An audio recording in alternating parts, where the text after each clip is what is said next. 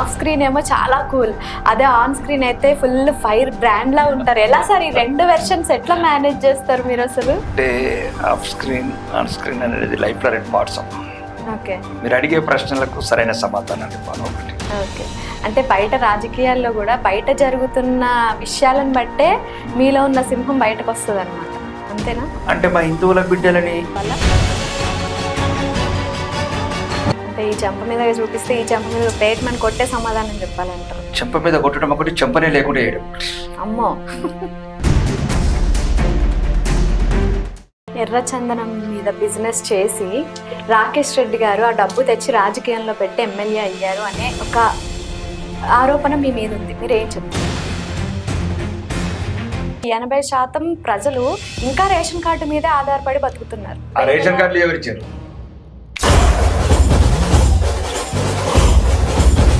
కానీ ఇప్పుడు తెలంగాణ అంటే కేసీఆర్, కేసీఆర్ అంటే తెలంగాణ. తెలంగాణ ప్రజలు గుణపాఠం చెప్పారు కదా, ఇప్పుడు చెప్పారు. చెప్తారు అదే. కాబట్టి ఇంకా మీరు మళ్ళీ ఆ పదాలు వాడకండి. అంటే మీడియా మర్చిపోయినా, జనాలు మర్చిపోయినా గుర్తు చేయడానికి కవిత ఉంది కదా సార్. తెలంగాణ అనే పదం మీద లక్షల కోట్ల అభివృద్ధి చేసి స్విట్జర్లాండ్ బ్యాంకులలో దాచుకున్నప్పుడు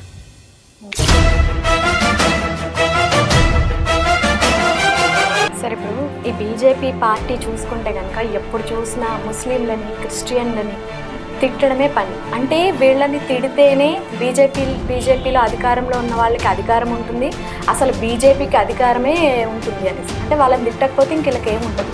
వాళ్ళు క్లియర్గా ఉన్నారు. మేము మైనారిటీ ఉన్నంత వరకే మిమ్మల్ని బతకనిస్తామరా నా కొడుకులారా. మేము ఎప్పుడైతే మెజార్టీ వచ్చినప్పుడు బలవంతంగా నౌజాదులు చేస్తాము, లేకపోతే కాశ్మీర్ లాగా రేపులు చేసి కటియేస్తాము, లేదు పాకిస్తాన్ లాగా ఎల్లగొడతాము, బంగ్లాదేశ్ లాగా ఉరిదారులు చేసి వెళ్ళగలుగుతాం. అలాగే తప్పంటారు. పాకిస్తాన్లో 22% ఉన్న హిందువులు 2% ఎందుకయ్యాయి? హిందూ మైనారిటీ మహిళలను చెట్లకు ఊరేసి ఎట్లా చంపుతున్నాం? ఇప్పుడు ఇవన్నీ అరికట్టడం ఎలా? హిందువులు ఐక్యం, ఒకరికొకరు, మనకు మనం. బతకాలంటే బీజేపీ, సావాలంటే ఇంకో పార్టీని చూస్ చేసుకోండి. వాడు అన్ని దేవుళ్ళు సమానమని మనం అంటున్నాం, వాడంటే లేడు కదా, మా దేవుడు ఒక్కడే అంటున్నాడు కదా. నేను ఎందుకు అన్నా మరి వాడు అన్ని సమానమని?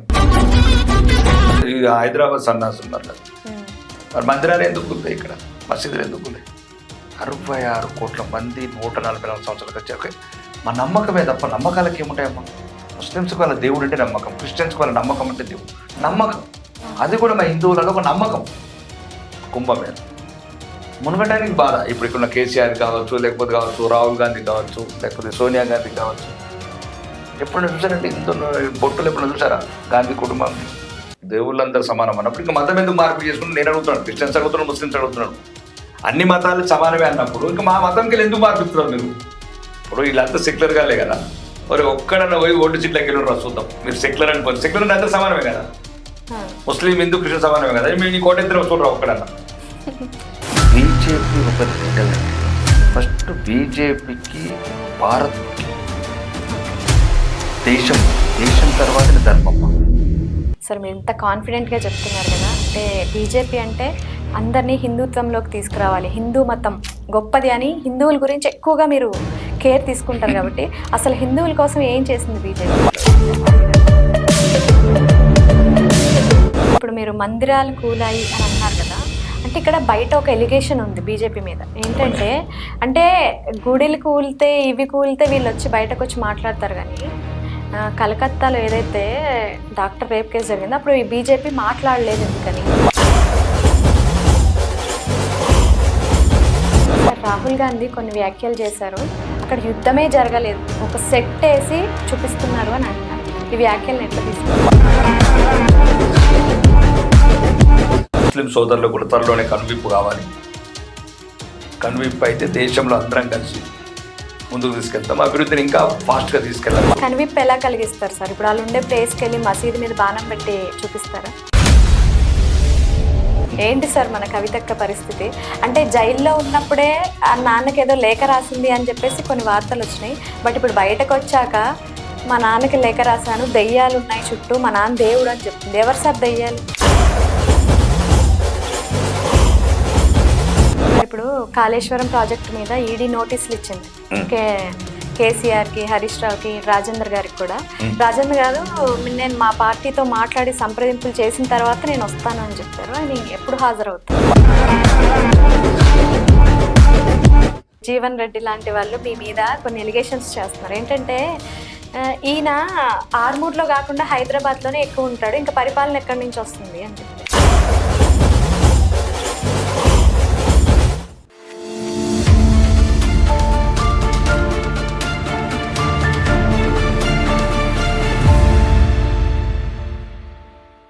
నమస్తే అండి, వెల్కమ్ టు అవర్ ఛానల్. మనతో ఈరోజు ఆర్మూర్ నియోజకవర్గం రాకేష్ రెడ్డి గారు, ఎమ్మెల్యే రాకేష్ రెడ్డి గారు మనతో ఉన్నారు. సార్ నమస్తే. సార్ నమస్తే. నమస్తే మౌనిక. ఎలా ఉన్నారు సార్? బాగున్నాను. చాలా కూల్ గా కనిపిస్తున్నారు. ఆఫ్ స్క్రీన్ ఏమో చాలా కూల్, అదే ఆన్ స్క్రీన్ అయితే ఫుల్ ఫైర్ బ్రాండ్ లా ఉంటారు. ఎలా సార్ ఈ రెండు వెర్షన్స్ ఎట్లా మేనేజ్ చేస్తారు మీరు అసలు? అంటే ఆఫ్ స్క్రీన్, ఆన్ స్క్రీన్ అనేది లైఫ్ లో 2 పార్ట్స్ అమ్మా. ఓకే. మీరు అడిగే ప్రశ్నలకు సరైన సమాధానాలు ఇవ్వాలి. ఒకటి, ఈ దేశంలో ఉన్న మెజారిటీ ప్రజలకు స్వాతంత్రం వచ్చిన నుంచి ఏ రకంగా ద్వితీయ శ్రేణి పౌరులకు పరిగణించబడుతారు వాళ్ళ గురించి మాట్లాడాలి. కాబట్టి అటు మీరు అడిగే ప్రశ్నలు బట్టి అప్పుడు ఆ రకంగా ఆన్ స్క్రీన్ లో రకరకాల యాంగిల్ చూస్తారు. ఓకే.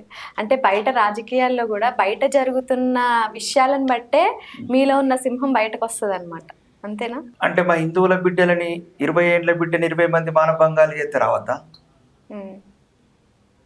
ఇప్పుడు మా హిందువుల బిడ్డల్ని వెస్ట్ బెంగాల్లో 14 ఏళ్ళ అమ్మాయిని 20 మంది మానభంగం చెప్తే కన్న తల్లి ముంగట తండ్రి ముంగట నవ్వుకుంటూనే మాట్లాడాలి. దాని గురించి మీరు అడిగే ప్రశ్నను బట్టి, సందర్భాన్ని బట్టి, సమస్యను బట్టి దానికి అనుగుణంగా సమాధానం ఉంటాయి.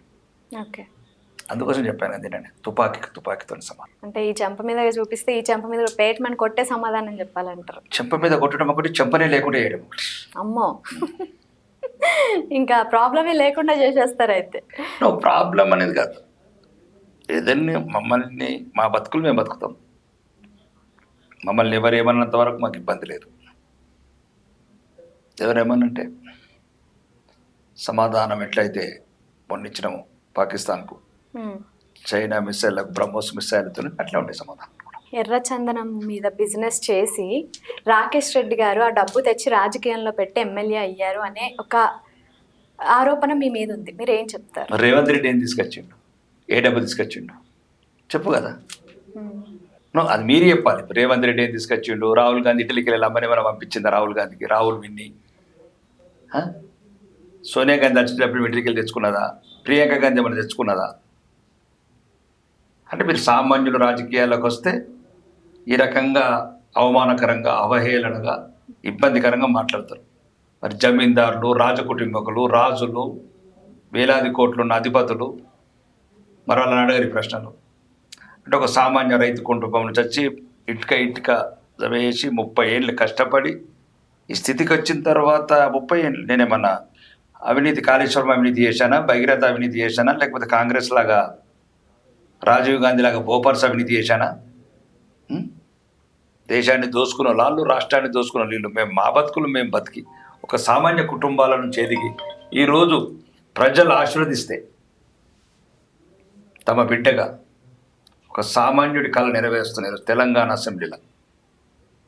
ఎవరు మాట్లాడారు చెప్పండి? గల్ఫ్ కార్మికుల గురించి చెప్పండి. ఒక్కడన్నా మాట్లాడిండము? 50 ఏళ్ళ మా కన్నీళ్ళు ఎవ్వడన్నా లేవనెత్తగలిగాడు అసెంబ్లీలో. ఒకవైపు విద్యారంగం, స్కూల్లో 10,000 స్కూళ్ళు మూతపడితే 10 ఏళ్ళ నుంచి ఒక్కరు మాట్లాడలేదు. మరి చెప్పండి కదా. అంటే పేదవాళ్ళే కదా. అంత ఉన్నవాళ్ళు, తండ్రులు 4 సార్లు ఎమ్మెల్యేలు, కొడుకులు 2 సార్లు ఎమ్మెల్యేలు, తాతలు ఎంపీలు, మన్మల్ని ఎంపీలు, తండ్రిలు ఎంపీలు. ఇదా రాజకీయం? మీకు వాళ్ళైతే నచ్చుతారేమో మీ ఛానల్ వాళ్ళకు. దాంట్లో ఒకటి ఏందనమ్మా, మేము జీవితంలో కష్టపడి స్థితికి వచ్చాము. భారతీయ జనతా పార్టీలోకి ఆహ్వానించింది. అవును, ఈ దేశంలో ఒక రకమైన మెజారిటీ ప్రజలు అవమానాల పాలవుతున్నారు. సామాన్య ప్రజలకు చెందాల్సిన ఏదైతే అభివృద్ధి ఫలాలు ఉన్నాయో కొందరి పాలిటకు దోచుకుంటున్నారు. వేలాది కోట్ల స్కామ్లు, లక్షలాది కోట్ల స్కామ్లు. ఎక్కడో ఒక చోట ప్రశ్నించాలా అనే ఒక ఉద్దేశంతో రాజకీయాలకు రావడం జరిగింది. అది 3 నెలల లోపల ఆర్మూర్ ప్రజలు దాన్ని ఆశీర్వదించి తమ బిడ్డగా భావించి నన్ను 30,000 ఓట్లతో గెలిపించారు. ఈరోజు ఏదైతే మీరు ఛానల్లో నన్ను 10 సార్లు ఫోన్ చేసి వెయిట్ చేసిన కారణం, నా గొంతు అంతకుముందు కూడా ఉంది కదా. కానీ నా గొంతులో ఊపిరి పోసారు ఆర్మూర్ ప్రజలు, నా గొంతులో ఆయుష్ పోశారు, నా గొంతులో ధైర్యాన్ని పోశారు. కాబట్టి నా ధైర్యం అంతా నా ఆర్మూర్ ప్రజలే. కాబట్టి మీరు ఎన్ని ఏం చేసినా రాజకీయాలు అందరిలాగా నచ్చాను, ప్రజాభిమానం పొందాను, ప్రజానాయకుడిగా ముందుకెళ్తాను. సరే, ఇప్పుడు ఈ బీజేపీ పార్టీ చూసుకుంటే కనుక ఎప్పుడు చూసినా ముస్లింలని క్రిస్టియన్లని తిట్టడమే పని. అంటే వీళ్ళని తిడితేనే బీజేపీలో అధికారంలో ఉన్న వాళ్ళకి అధికారం ఉంటుంది, అసలు బీజేపీకి అధికారమే ఉంటుంది అనేసి. అంటే వాళ్ళని తిట్టకపోతే ఇంక వీళ్ళకి ఏమి ఉండదు అని. ఇది ఎంతవరకు నిజం? బీజేపీ ఒకరిని తిట్టదండి. ఫస్ట్ బీజేపీకి భారత్ ముఖ్యం, ఓకే, దేశం ముఖ్యం, దేశం తర్వాతనే ధర్మమ్మ. కానీ అట్లా కాదు మిగతా పార్టీలకు. కానీ మన భారతదేశం సెక్యులర్ దేశం కదా సార్. ఎవరు ఏమన్నారు, ఎందుకు చేశారు, ఎవరు ఏమన్నారు, ఎందుకు చేశారు? ఇందిరాగాంధీ సంజయ్ గాంధీ అనుకుంటే ఇక మీరు పెట్టేస్తారా? కానీ ఇప్పుడు అదే కొనసాగుతుంది. ఇప్పుడు కొనసాగుతుంది, మేము దాన్ని మేము అంటలేమే. ఇప్పుడు కొనసాగినప్పుడు నీకు సెక్యులర్ వెళ్ళినప్పుడు దేశం ఎందుకు విభజన చేసావు అని అడుగుతున్నాను నేను. అవును, ఇక్కడ పుట్టిన వాళ్ళు మేము వెళ్ళమని చెప్పారు. నో, దేశ విభజన ఎందుకు అంటున్నాను? అందరం కలిసే ఉండేవాళ్ళం కదా, పాకిస్తాన్ బంగ్లాదేశ్ ఇండియా కలిసే ఉండేది కదా 1940 విభజన ఎందుకు చేశారు? మత ప్రతిపాదికన. ముస్లిమ్స్ కోరుకున్న దేశం అని ప్రత్యేకంగా దేశం ఇచ్చారు. తెలంగాణ రాష్ట్రం వేరమ్మ, వెనుకబాటుదనము, గుజరాత్ మహారాష్ట్ర వేరు, అవి ఒక రకమైన ఇబ్బంది. కానీ సెపరేట్గా మత ప్రతిపాదికన విడిపోయింది. పాయింట్ 1. అంబేద్కర్ గారు ఏమన్నారు? అంబేద్కర్ గారిని అవమానించారు కాంగ్రెస్ వాళ్ళు. గౌరవనీయ భారతరత్న రాజ్యాంగ నిర్మాత అంబేద్కర్ గారు ఏమన్నారు? ఒకవేళ దేశ విభజననే జరిగితే, ఒకవేళ చివరి హిందూ పాకిస్తాన్ నుంచి ఇటువైపు రావాలి, చివరి ముస్లిం ఇక్కడి నుంచి అటు వెళ్ళిపోవాలి. అది మేమనలేదండి, భారతరత్న ప్రపంచ మేధావి అంబేద్కర్ గారు అన్నారు. ఎందుకంటే నువ్వు ప్రతిపాదికనే అది కదా, మత ప్రతిపాదికన విడదీస్తున్నావు తప్ప నువ్వు ప్రాంతాల వరనో జియోగ్రఫికలో బయోగ్రఫీలో కాదు అది. కాబట్టి ఓకే, దాన్ని పర్యవసనాలు ఈ రకంగా దేశాలు ఉన్నాయి. 1970 నీకు రాజ్యాంగం ద్వారా రాలేదు సెక్యులర్ అనే పదం. 75లో అమెండెడ్ చేసింది ఇందిరాగాంధీ గారు, ఆమె సొంత స్వార్థ ప్రయోజనాల గురించి. హిందువులను అవమానించాలా, హిందువులను ఎప్పుడు ద్వితీయ శ్రేణి పౌరులు ఉంచాలని. ఓకే, అది కూడా పెట్టేశారు. ఇప్పుడు ఏమంటున్నాం మేము? సబ్కా సాత్, సబ్కా విశ్వాస్, సబ్కా వికాస్ అంటున్నాం. అందరం కలిసి ఉందాం, కలిసి ముందుకెళ్దాం, వికసిత భారత్ని తయారు చేసుకుందాం, అభివృద్ధి చెందిన భారతదేశాన్ని ప్రపంచానికి చాటి చెప్పుదాం. కానీ మన చేతిలో ఉండే 5,000 ఒకలా ఉండవు కదా సార్. అలాంటిది సెక్యులర్ దేశంలో ఎన్నో రకాల మతాలు ఉన్నాయి. వీళ్ళందరినీ కూడా మీరు ఈ మతంలోకి రండి అంటే ఎవరు వినరు. అండ్ వన్ మోర్ థింగ్, ఇప్పుడు ఎవరైతే ముస్లిం ప్రజలకి బీజేపీ అనేది వ్యతిరేకంగా వాళ్ళకి కనిపిస్తుంది, బీజేపీకి లేకపోవచ్చు. అంటే ఎప్పుడు కూడా జై శ్రీరామ్ అంటారు, హిందుత్వం అంటారు. కాబట్టి జై శ్రీరామ్ అనకపోతే అంటే ముస్లింలకి వాళ్ళకైతే ఎగనెస్ట్ ఉంటారు. జై శ్రీరామ్ అంటే వాళ్ళు జై శ్రీరామ్ అంటే మేము అల్లాహ్ అక్బర్ అంటాం. అదే సార్, ఇప్పుడు ముస్లిం ప్రజలకి బీజేపీ ఎలా దగ్గర అవుతుంది? ముస్లిం చాలా మంది అయ్యారు మా దగ్గరికి. ఓకే, త్రిపుల్ తలాక్ తీసేయడం వల్ల కావచ్చు, ప్రధానమంత్రి ఆవాస్ యోజన కింద ఇల్లు కావచ్చు, పేదలకు, మాకు పేదలే తప్ప పేదల్లో ముస్లింస్ హిందువులు ఎట్లుంటారండి? భారతదేశంలో ఈరోజు 65 ఏళ్ల కాంగ్రెస్ ప్రభుత్వము ఏదైతే ఈ దేశాన్ని ఒక చెరబట్టి కుటుంబ పాలన చేసి దేశాన్ని అన్ని అవినీతిమయం చేసిన పార్టీ, ఈరోజు 25 కోట్ల మందిని 11 సంవత్సరాలలో దరిద్రరేఖ నుంచి పైకి తీసుకొచ్చాం. అది ప్రపంచ రికార్డు, యునైటెడ్ నేషన్స్ రికార్డు. మేం చెప్పింది కాదు. కాంగ్రెస్ పరిపాలన 11వ స్థానంలో ఉంటే ఈరోజు 4వ స్థానానికి తీసుకొచ్చాం. మీరు చెప్పిన స్థానంలో ఇప్పుడు చూసుకుంటే కనుక 80% ప్రజలు ఇంకా రేషన్ కార్డు మీదే ఆధారపడి బతుకుతున్నారు. మరి మీరు చెప్పిన ఈ రేషన్ కార్డులు ఎవరు ఇచ్చారు? ఇచ్చారు సార్. ఇచ్చారు ఎవరు? కేంద్ర ప్రభుత్వం. అంతకుముందున పరిపాలించిన దుష్ట దేశ ద్రోహ ఏదైతే కాంగ్రెస్ ఉందో ఆ కాంగ్రెస్ పార్టీ చేసిన ఒక అరిష్టం ఈ దేశాన్ని. వాళ్ళు చేసింది మేము కొద్ది కొద్దిగా దాన్ని ఫిల్టరింగ్ తీసుకుంటే అక్కడికి వచ్చింది. ఇప్పుడు నువ్వు రేషన్ కార్డు ఇచ్చినావు, ఇప్పటికే ఎన్నో సమస్యలు, ఇచ్చింది తీసేస్తే ఎన్నో గొడవలు అవుతాయి. అనర్హులకు, డబ్బున్న వాళ్ళకు అవి ఏరేస్తూ ఉన్నాం కొద్దిగా. కేంద్ర ప్రభుత్వం ఈరోజు మేము సుమారు ఒక ఎగ్జాంపుల్ చెప్తున్నాం, మేము ఇప్పుడు ఒక యూరియా 3,500 ఒక బస్తా కొంటాం. సెంట్రల్ ప్రభుత్వం దిగుమతి చేసుకుంటుంది ఒక క్వింటాల్ యూరియా 300కి ఇస్తున్నాం. ఆ యూరియా ఏం చేస్తారు? రైతు తన పొలాలు చల్లుకుంటాడు. కానీ అదే గత ప్రభుత్వం ఒక రైతు బంధు అనే పథకం పెట్టి గుట్టలు పుట్టలు వెంచర్లు వేసినోడికి వందలాది ఎకరాలు ఉన్న సినిమా స్టార్లకు బిజినెస్ మెన్లకు ఇచ్చారు కదా.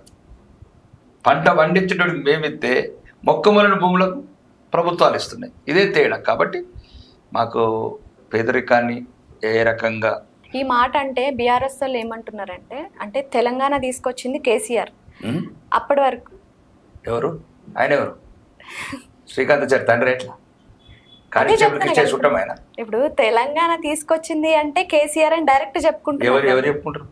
కేసీఆర్. మా ఊర్లో ఒక మా తోటలో పనిచేసేవాడు కృష్ణయ్య అని, ఆయన కూడా అంటాడు తెలంగాణ నేనే తెచ్చిన సార్ అంటాడు. ఎప్పుడు తెచ్చినవారు అంటే జై తెలంగాణ నేనే కదా సార్, అందరికన్నా ముందు కేసీఆర్ కన్నా ముందు అన్నాడు అంటాడు.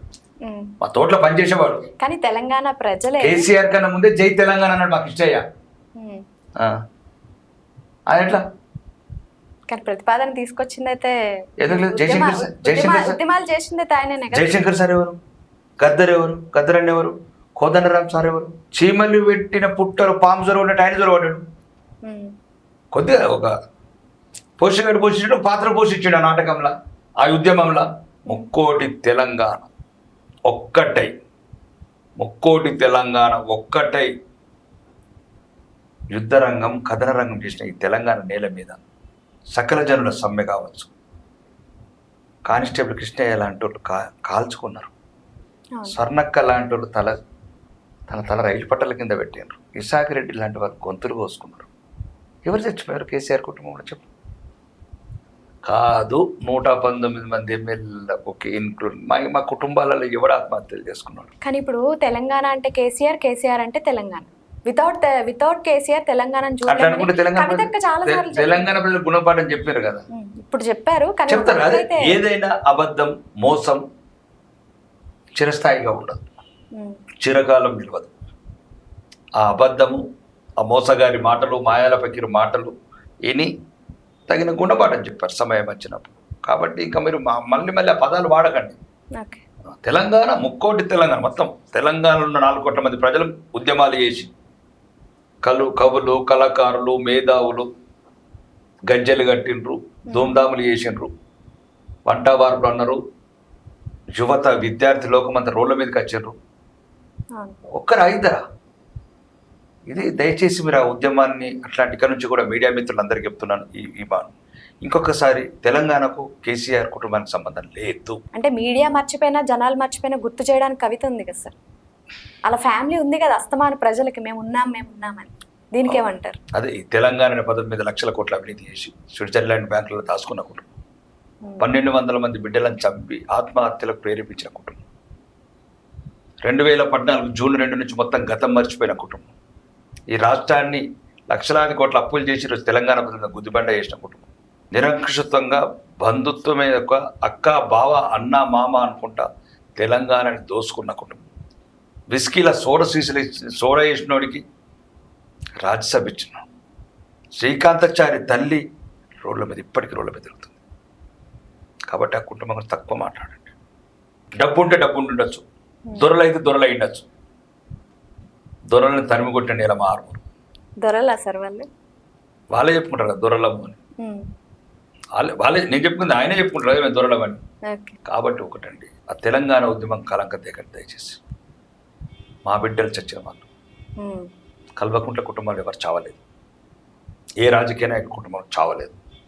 కాబట్టి ఒక సామాన్య ప్రజలు, పేదలు ఏదో నీళ్లు నిధులు నియామకాలు వస్తాయని ఒక రకమైన భావజాలం చనిపోయి ఆత్మహత్యలు చేసుకున్నారు.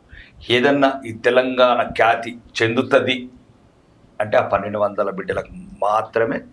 లేదు జయశంకర్ సార్, కొండలక్ష్మి లాంటి, బాపూజీ లాంటి వాళ్ళు, కోదండరామ్ సార్ లాంటి వాళ్ళు, ఇంకా అందరూ మేధావులు, అంటే పేర్లన్నీ కంటిన్యూ చేసుకుంటూ అవుతుంది, అదే ఇంటర్వ్యూ కంటిన్యూ అవుతుంది. కాబట్టి ఇట్లాంటి మేధావులు, లేదు కళాకారులు, సామాన్య ప్రజలు, విద్యార్థులు, మహిళలు, ప్రతి ఒక్కరికి ఇంత తప్ప దాంట్లో ఒక 0.1% కూడా ఆ కల్వకుంట్ల కుటుంబం వాళ్ళు. ఎందుకంటే వాళ్ళు చేసిన దానికన్నా లక్షల రేట్లు ఎక్కువ సంపాదించుకున్నారు.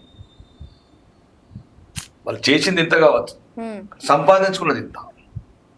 ఏమి లేని కవిత 500 కోట్లు ఇల్లు ఎట్లా వచ్చాయి? ఏం లేవంట కదా సార్, రెంటింట్లో ఉంటుందని ఆమెనే చెప్పింది కదా. అంటే ఆమె చెప్పింది కదా, 2019 ఇంటర్వ్యూలో చెప్పింది. తర్వాత రజనీకాంత్ ఇంటర్వ్యూలో కూడా చెప్పింది కదా, వాచ్ 50 లక్షలు అంటే ఎందుకు పెట్టుకోవద్దు అంకులు అంటున్నది. ఎందుకు పెట్టుకోవద్దు అంకులు అంటున్నది. ఇప్పుడు పాపం ఆమె గురించి. వాచ్ ఎంత సార్ పనిలో పని వాచ్ ఏముండదమ్మా, ఏదో సంపాదించాం. మాకేమన్నా తెలంగాణ దుమ్మ మీద మా డాడీ ఏమన్నా ఉండేనా? మా నన్ను మెంబర్ ఆఫ్ పార్లమెంట్ చేసిండ మా డాడీ, లేదు ఓడిపోతే ఎమ్మెల్సీ చేసిండ మా డాడీ, లేదు ఏడుస్తుంటే 500 కోట్లు ఇల్లు కట్టించిండ, లేదు అదేమంటారు గోల్కొండ కళం దగ్గర ఉంటుంది, అది పెద్ద పెద్ద గోల్కొండ దగ్గర 200 ఎకరాలు కొనిచ్చాడు మా డాడీ కష్టపడి వచ్చారు పైకి. అట్లా అంతే కదా. ఓకే సార్, ఇప్పుడు ఒక దేశం కానీ ఒక రాష్ట్రం కానీ అభివృద్ధి చెందాలంటే కావాల్సింది ఉచిత విద్య, వైద్యం. ఈ రెండిటి మీద ఎందుకు బీజేపీ మాట్లాడదు? విద్యా వైద్యం మీద మేరీ మొత్తం గవర్నమెంట్ ఆఫ్ ఇండియా నుంచి ఏమేమి పథకాలు ఇస్తున్నాము ఈరోజు నిజంగా పేదవాళ్ళకి అడిగిన ఏదైతే ఉన్నాయో, ఆయుష్మాన్ భారత్ కావచ్చు, ప్రధానమంత్రి ఆవాస్ యోజన కావచ్చు, లేదు ఒక 52 కోట్ల మందికి ఇంతవరకు ఖాతాలు లేకుండానండి. ఈ దేశంలో ఎటువంటి అభివృద్ధి ఫలాలు అందుకోలేదు. 52 కోట్ల మందికి జన్ధన్ ఖాతాలు పెట్టాం, 20 కోట్ల మందికి ముద్రా లోన్స్ ఇచ్చాం. దానివల్ల 8 లక్షల యువతకు ఎంప్లాయ్మెంట్స్ క్రియేట్ చేశాం. అంటే నేను అనేది ఏంటంటే, ఈ దేశంలో పేదవాళ్ళకి ఇల్లు కావచ్చు 5 కోట్లు, లేకపోతే సుమారు 13 కోట్ల శౌచాలయాలు కావచ్చు, మహిళలకు బాత్రూమ్ 65 ఏళ్ళండి కాంగ్రెస్. గాంధీ కుటుంబానికి ఏం సంపాదించుకున్నారు దేశాన్ని తప్ప నిజమైన పేద ప్రజలకు ఏం చేయలేదండి. భారతీయ జనతా పార్టీ వచ్చినాక 13 కోట్ల శౌచాలయాలు కావచ్చు, ఈ ఆయుష్మాన్ భారత్ ఇల్లు కావచ్చు, లేకపోతే జన్ధన్ ఖాతాలు కావచ్చు, ముద్రా లోన్స్ కావచ్చు, ఇవన్నీ ఒక ఎత్తు. ఆయుష్మాన్ భారత్ ఉచిత వైద్యం కావచ్చు, విద్యారంగంలో ఐఐటీలు కావచ్చు, ఐఐఎంలు కావచ్చు, ఇది ఒకవైపు మధ్యతరగతి మా భారతానికి ఈరోజు వందే భారత్ ట్రైన్లు కావచ్చు, 8 లైన్ల రోడ్లు కావచ్చు, లేకపోతే దేశాన్ని ఒక సురక్షితంగా బాంబులు లేని, భయం లేని భారతదేశాన్ని తయారు చేశాం. మధ్యతరగతి ఈరోజు మీరు వెళ్ళండి, వందే భారత్ ట్రైన్ ఎక్కండి, కంపు గబ్బు వాసన ఇరిగిపోయిన ట్రైన్లల్లా 65 ఏళ్ళు ప్రయాణం చేసినారండి పేదలు. చాలా కోల్పోయింది దేశం ఆ గాంధీ కుటుంబం వల్ల. ఈరోజు దేశాన్ని ఒకవైపు తిప్పాము, అభివృద్ధి వైపు. వికసిత్ భారత్, సురక్షిత్ భారత్. ప్రపంచంలోనే ఈరోజు భారతీయుడంటే ఒక గర్వంగా తలెత్తుకొని తిరగలుగుతున్నారు. ఒక దేశం కాదు, 200 దేశాలల్లో. మా మాట ఏమన్నా మీరు వెళ్ళండి, విదేశాలలో అడగండి, లేకపోతే ఆన్లైన్లో జూమ్లలో తీసుకోండి అక్కడ ఉన్న వాళ్ళని. ఈరోజు ఎట్లా ఫీల్ అవుతున్నారు? ప్రపంచ దేశాలు భారత ప్రధానికి ఏ రకంగా గౌరవిస్తున్నాయి. కాబట్టి ఈరోజు అన్ని రంగాలుగా వాళ్ళన్నిటికన్నా ముఖ్యం అవినీతి లేని భారతాన్ని నిర్మిస్తున్నాం. ఒకప్పుడు కాంగ్రెస్ అంటేనే స్కామ్స్. ఇప్పుడు ఈడీ విచారణ ఏమన్నా జరుపుతుంది అంటే ఎప్పుడు అపోజిషన్ వాళ్ళకే వస్తుంది, కానీ ఎందుకు బీజేపీ వాళ్ళకి రాదు ఈ క్వశ్చన్? నాకు కూడా వచ్చేది బీజేపీ వాళ్ళంతా మాకు కూడా వస్తుంది. అదంతా అబద్ధం, అది ఎవరు తెలకాయ అన్ని పనికిరాని మాటలు తప్ప. Enforcement department ఏమున్నదండి? కాంగ్రెస్ ఉన్నప్పుడు 600 కోట్లు రికవరీ చేసినాం, మేము 1,06,000 కోట్లు రికవరీ చేసినాం. ఏం చేసాం దేశానికి? దేశాన్ని ఏం చేసాం? అడుగడుగున అవినీతి, బంధుప్రీతి, కులపిచ్చి రెచ్చగొట్టిన ఈ దేశాన్ని గాంధీల కుటుంబము దయ ఉంటే చాలు చీపిరి పట్టి ఊడ్చే ముఖ్యమంత్రులు తయారు చేసిన ఈ దేశానికి నికాసైన ధర్మం కోసం దేశం గురించి ప్రాణాలు పెంచే బిడ్డలు ఈరోజు ముఖ్యమంత్రులు చేశాం. 21 రాష్ట్రాలలో కాషాయ జెండా ఎగిరేశాం. 500-1200 సంవత్సరాల నుంచి ఏడుస్తున్న కన్నీళ్లు, మా రాముడు మా సీతమ్మ అని ఏడ్చే వాళ్లకు ఎవడో బాబర్ అనేవాడు మా దేశ దుర్గమనదారుడు. 500 సంవత్సరాల కింద రాముడు పుట్టిన గుడిని కూలగొడితే 500 సంవత్సరాల తర్వాత మెజార్టీ ప్రజల అభ్యర్థనని, వాళ్ళ రోదనని సుప్రీంకోర్టుకి వెళ్ళి బతిమలాడితే సుప్రీంకోర్టు దయతలచిస్తే రాముడు గుడి నిత్యమై వెలుగుతున్నది. కానీ అక్కడే ఎందుకు సార్ గెలవలేదు బీజేపీ? మళ్ళీ గెలిపోవటం నెంబర్ గేమ్స్ అండి, డిఫరెంట్. మాకు అది కాదు ముఖ్యం. మీరు మళ్ళీ దయచేసి గెలిపోవటంలో వీటికి పెట్టకండి. 370 ఆర్టికల్ ఎత్తామా లేదా ఈ కాంగ్రెస్ చేసిన పన్నాగంలో? 370 ముస్లిం మహిళలకు త్రిపుల్ తలాక్ తీసేసామా లేమా? రాముడి గుడి కట్టామా లేమా? బుల్లెట్ ట్రైన్ ఇచ్చామా లేమా? 150 ఎయిర్పోర్ట్లు కట్టామా లేమా? అవాయి చెప్పులున్న అవాయి జాజులుగా తిప్పుతున్నామా లేమా? రక్షణ సంఘం దృఢమైన రక్షణ రంగాన్ని అవసరం అనుకుంటే ప్రపంచంలో ఏ దేశం పర్మిషన్ లేకుండా బ్రహ్మోత్సవాలు వదిలామా లేదా? ఆపరేషన్ సింధూర్ అనుకుంటే 23 నిమిషాలలో మొత్తం ధ్వంసం చేయగలిగామా లేదా? సోఫియా ఖురేషి లాంటి వీర నారులని, ఝాన్సీ లక్ష్మీబాయిలని తయారు చేశామా లేవా దేశంలో? వ్యోమికా సింగ్, సోఫియా ఖురేషి దేశం నిలువెత్తు గర్వంతో పొంగిపోతుంది ఆ బిడ్డలను చూసి. మేము పుట్టినప్పుడు చూడలేదు మేము, ఎందుకంటే ఎంతసేపు ఝాన్సీ లక్ష్మీబాయి కథలు చదివినాం. రాణి రుద్రమదేవి ఇప్పుడు మా కళ్ళ ముందు కనబడుతున్నారు రాణి రుద్రమదేవి. యుద్ధం అంటే ఎలా ఉంటుందో కళ్ళ ముందు. యుద్ధం ఒక్కటే కాదు, వీర నారులు ఉమ్, సోఫియా ఖురేషి కావచ్చు, 23 నిమిషాలు మటాష్. ఈరోజు ప్రపంచంలో భారత్ అంటే బీజేపీ, బీజేపీ అంటే భారత్. సరే మీరు ఇంత కాన్ఫిడెంట్గా చెప్తున్నారు కదా, అంటే బీజేపీ అంటే అందరినీ హిందుత్వంలోకి తీసుకురావాలి, హిందూ మతం గొప్పది అని హిందువుల గురించి ఎక్కువగా మీరు కేర్ తీసుకుంటారు కాబట్టి అసలు హిందువుల కోసం ఏం చేసింది బీజేపీ? అసలు మీరు హిందుత్వం అంటే ఏమనుకుంటున్నారు? ఈ సనాతన ధర్మం చెబుతున్నారు. ఎప్పుడు పుట్టింది చెప్పండి? క్రిస్టియన్ ఎప్పుడు పుట్టింది? 2000 సంవత్సరాలు. అంతే కదా. ఇస్లాం ఎప్పుడు పుట్టింది? 7th సెంచరీలో. ఇది లక్షలాది సంవత్సరాల క్రితం సనాతన ధర్మం అంటే. అవును, అంటే హిందువులకి ఏం చేస్తుంది నేను అని హిందువులకి ఏం చేస్తామని ముఖ్యం కాదండి. హిందువులకి ఏం చేయాలా, హిందువులకు ఎవరు ఏం చేసే అవసరం లేదు.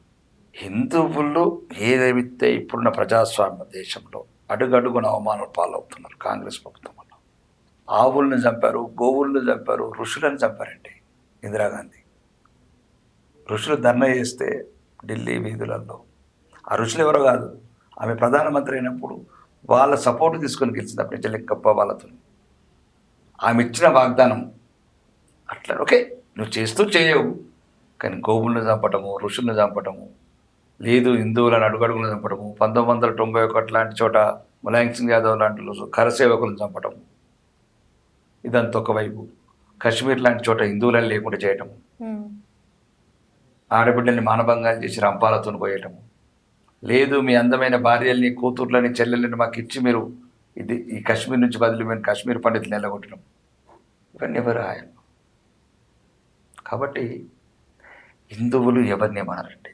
మళ్ళీ మీకు అదే చెప్తుంది, దయచేసి 20 కోట్ల ముస్లిమ్స్, 120 కోట్ల హిందువులు కలిసి బతకాల్సిందే.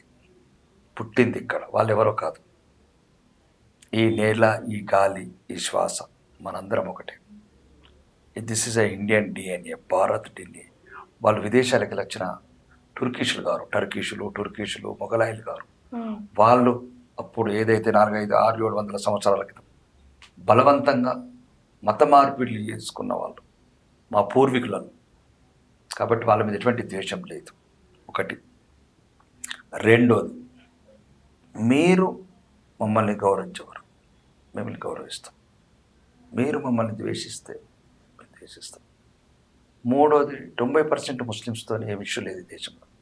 ఎవడైతే 10% బాంబు బ్లాస్టింగ్లు, దేశ విద్రోహ చర్యలు, దేశానికి సోమనాథ్ టెంపుల్ కావచ్చు, రైల్వే బ్లాస్టింగ్లు కావచ్చు, దిల్సుఖ్ నగర్ బస్తీ పేరులు కావచ్చు, ఉగ్రవాదులతోనే మా పోరాటం. సార్ ఇప్పటికీ చార్మినార్ ఆ ప్రాంతంలో 200 మంది పైగా పాకిస్తాన్ వాదులు ఉన్నారంటున్నారు. ఇలాంటి వాళ్ళని ఎలా కనుగొనాలంటారు? లిస్ట్ అవుతుంది, కొద్ది లిస్ట్ అవుతుంది. సుమారు 6 కోట్ల ఉంటుంది. మీరు 200 మంది మీద ఉన్నారు, 6 కోట్ల మంది ఉన్నారు.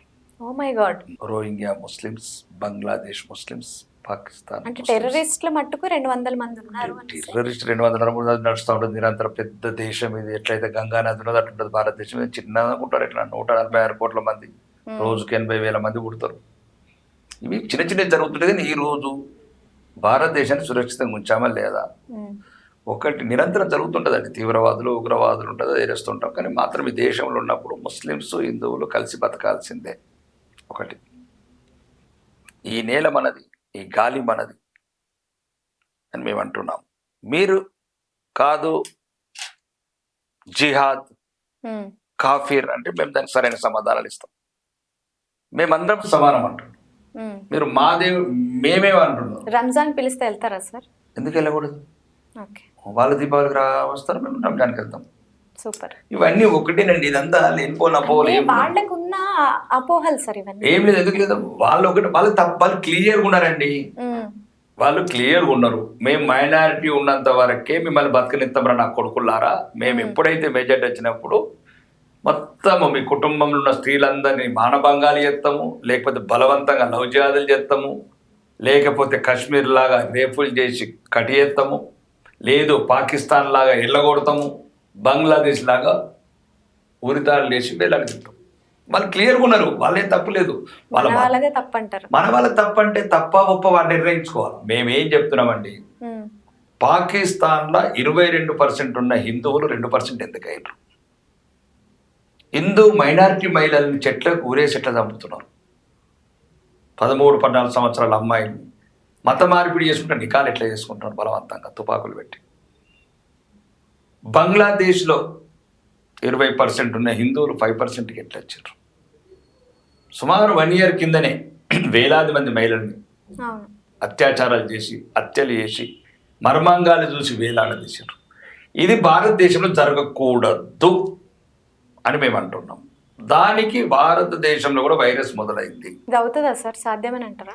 జరిగేదంతే. మన వెస్ట్ బెంగాల్ వారం 10 గంటలు మన వెళ్ళి ఒకసారి వెళ్ళి వెస్ట్ బెంగాల్కి వెళ్ళు కదా.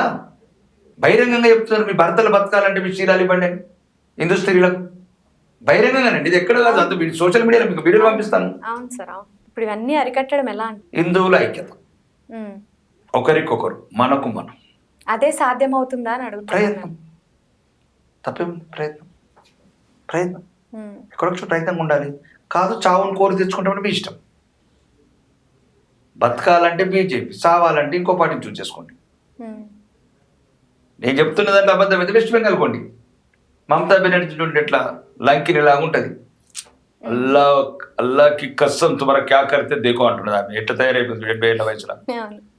మా దురదృష్టం ఇట్లాంటి నాయకులు ఈ దేశంలో పుట్టడం.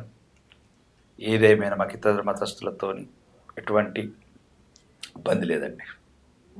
దయచేసి మీరు ఆ రకంగా ఈ విభేదాలు సృష్టించకండి దేశంలో, కాంగ్రెస్ సృష్టించినట్లు. నేను అనేది ఒకటేనమ్మా, సెక్యులర్ వాడు సెక్యులర్ అంటే నేను సెక్యులర్ అంట. వాడు సెక్యులర్ అంటే ఎందుకు సెక్యులర్ అనాలా? Logic correct sir. వాడు అన్ని దేవుళ్ళు సమానమని మనం అంటున్నాం. వాడు అంటే లేడు కదా, మా దేవుడు ఒక్కడే అంటున్నాడు కదా. అవును. నేను ఎందుకు అనాలి మరి? వాడు అన్ని సమానమని, వాళ్ళ దేవుడు సమానమని ఎందుకు అనాలి? ఇప్పుడు 2 వైపులు ఉండాలమ్మా. రాయబారమైన, ప్రేమభారమైన, తులభారమైన, పోరుబాటైన. కరెక్ట్ చెప్పారు సార్. కాబట్టి సన్నాసులు మరి హైదరాబాద్ సన్నాసులు ఉన్నారు కదా, మరి మందిరాలు ఎందుకు కూలుతాయి ఇక్కడ, మసీదులు ఎందుకు కూలాయి? ఇప్పుడు మీరు మందిరాలు కూలాయి అని అన్నారు కదా, అంటే ఇక్కడ బయట ఒక ఎలిగేషన్ ఉంది బీజేపీ మీద. ఏంటంటే అంటే గుడిలు కూలితే ఇవి కూలితే వీళ్ళు వచ్చి బయటకు వచ్చి మాట్లాడతారు. కానీ కలకత్తాలో ఏదైతే డాక్టర్ రేప్ కేసు జరిగిందో అప్పుడు ఈ బీజేపీ మాట్లాడలేదు. ఎందుకని? మేము ఒకటేనమ్మా, మీకు అర్థం కావాల్సిందేది, ఈ దేశంలో బడికి బాధ వస్తే బీజేపీ, గుడికి బాధ వస్తే బీజేపీ, హిందువుకి బాధ వస్తే బీజేపీ. ఈ ప్రపంచంలో హిందువులకు ఏదన్నా బాధ వచ్చిందంటే, ఎక్కడన్నా ఇబ్బంది అయిందంటే ఫస్ట్ కలుక్కుమనేది భారతీయ జనతా పార్టీ కార్యకర్తకి. అది పహల్గామ్ కావచ్చు, పాకిస్తాన్ కావచ్చు, ఢాకా కావచ్చు, లేదు ఓల్డ్ సిటీ కావచ్చు, లేదు ముత్యాలమ్మ గుడి కావచ్చు. హిందువులు ఏడిస్తే కన్నీరు తుడిచేది మేము, హిందువులు చస్తే దాన సంస్కారం చేసేది మేము, గుళ్ళు కూలితే ఇటుకలు పక్కన పేర్చేది మేము. కాబట్టి దయచేసి భారతీయ జనతా పార్టీ లేకపోతే ఈరోజు హిందువుల పరిస్థితి మాకు దారుణంగా ఉంటుంది. దీనికి ఉదాహరణలు బయ్యి చెప్తా నేను. చివరికి కుంభమేళలో మునగాలంటే కూడా ఇబ్బంది పడుతున్నారండి పెదవాళ్ళు. 66 కోట్ల మంది 144 సంవత్సరాలకు వచ్చాక మా నమ్మకమే తప్ప నమ్మకాలకి ఏముంటాయమ్మా? ముస్లిమ్స్కి వాళ్ళ దేవుడు అంటే నమ్మకం, క్రిస్టియన్స్కి వాళ్ళ నమ్మకం అంటే దేవుడు నమ్మకం. అది కూడా మా హిందువులలో ఒక నమ్మకం. కుంభమేళ మునగటానికి బాధ. ఇప్పుడు ఇక్కడ కేసీఆర్ కావచ్చు, లేకపోతే రాహుల్ గాంధీ కావచ్చు, లేకపోతే సోనియా గాంధీ కావచ్చు. ఎప్పుడైనా చూసారంటే హిందూ బొట్టులు ఎప్పుడైనా చూసారా? గాంధీ కుటుంబంకి, సోనియా గాంధీ కావచ్చు, ప్రియాంక గాంధీ కావచ్చు.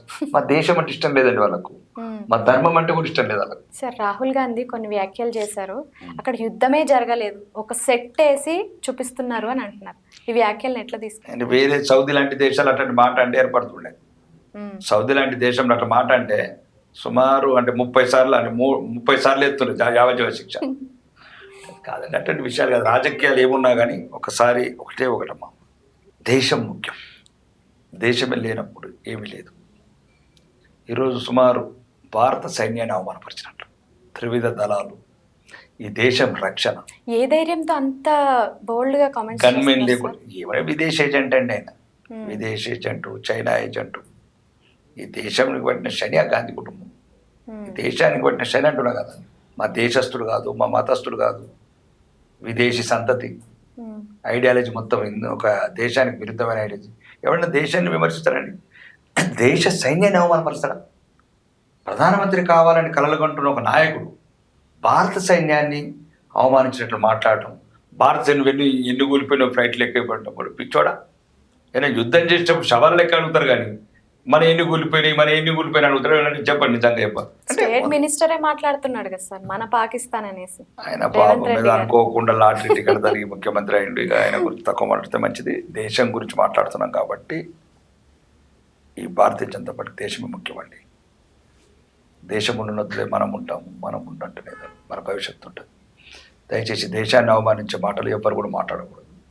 దేశం ఎప్పటికైనా ఆ భారత సైనికులకు వందనాలు చేసి వాళ్ళ త్యాగాలు వృధా కాకుండా చూసుకోవాల్సిన బాధ్యత.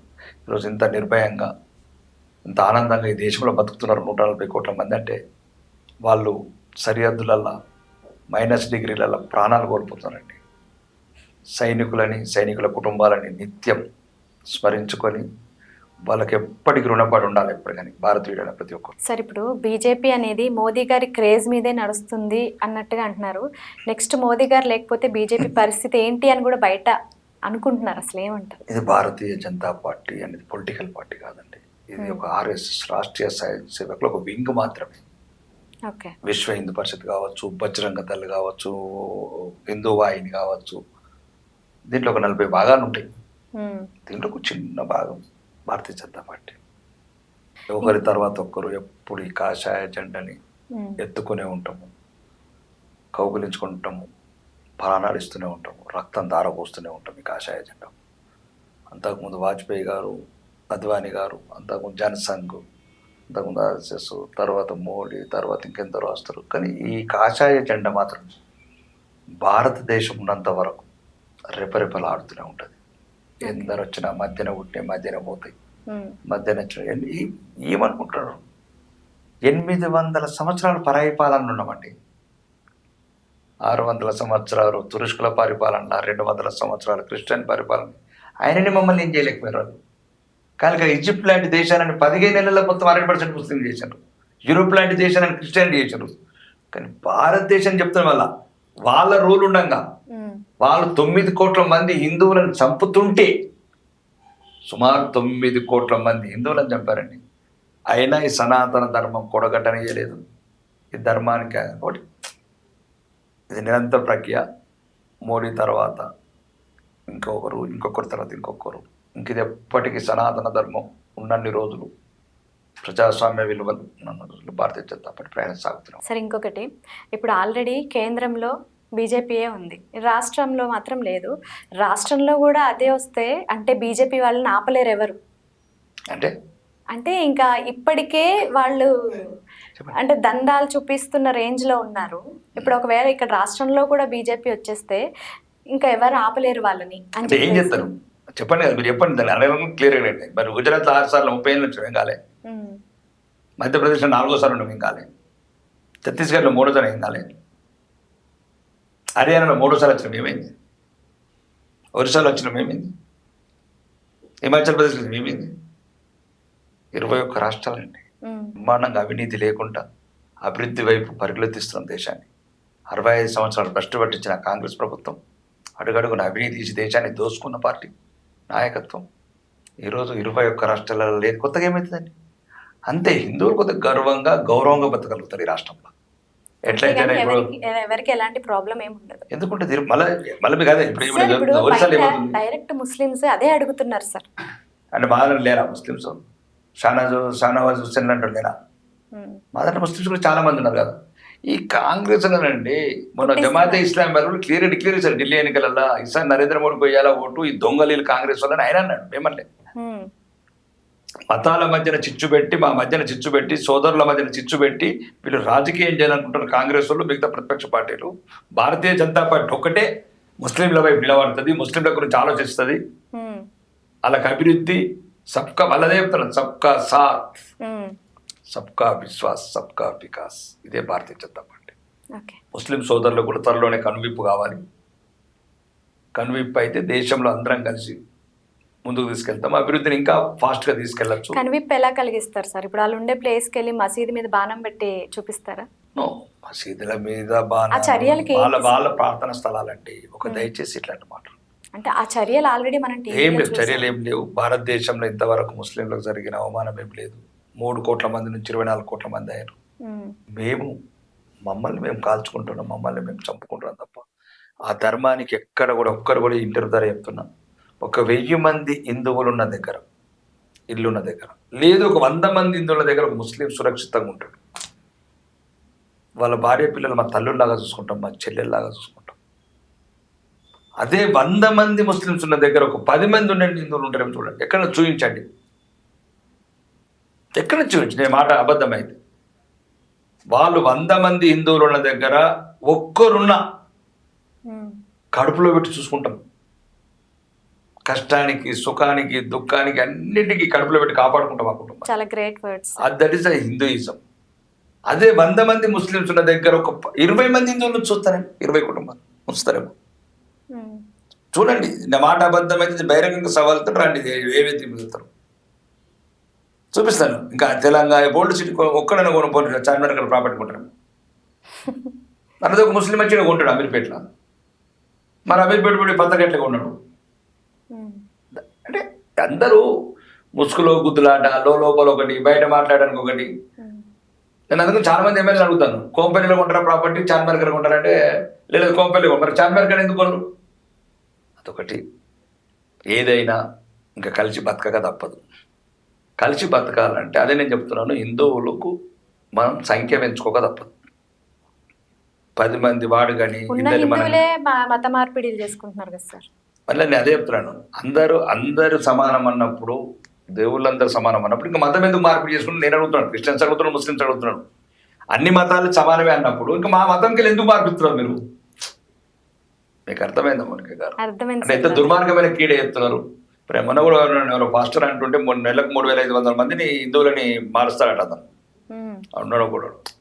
నేను ఒక 30 మంది ముస్లిమ్స్ మారుస్తారు చూస్తాను.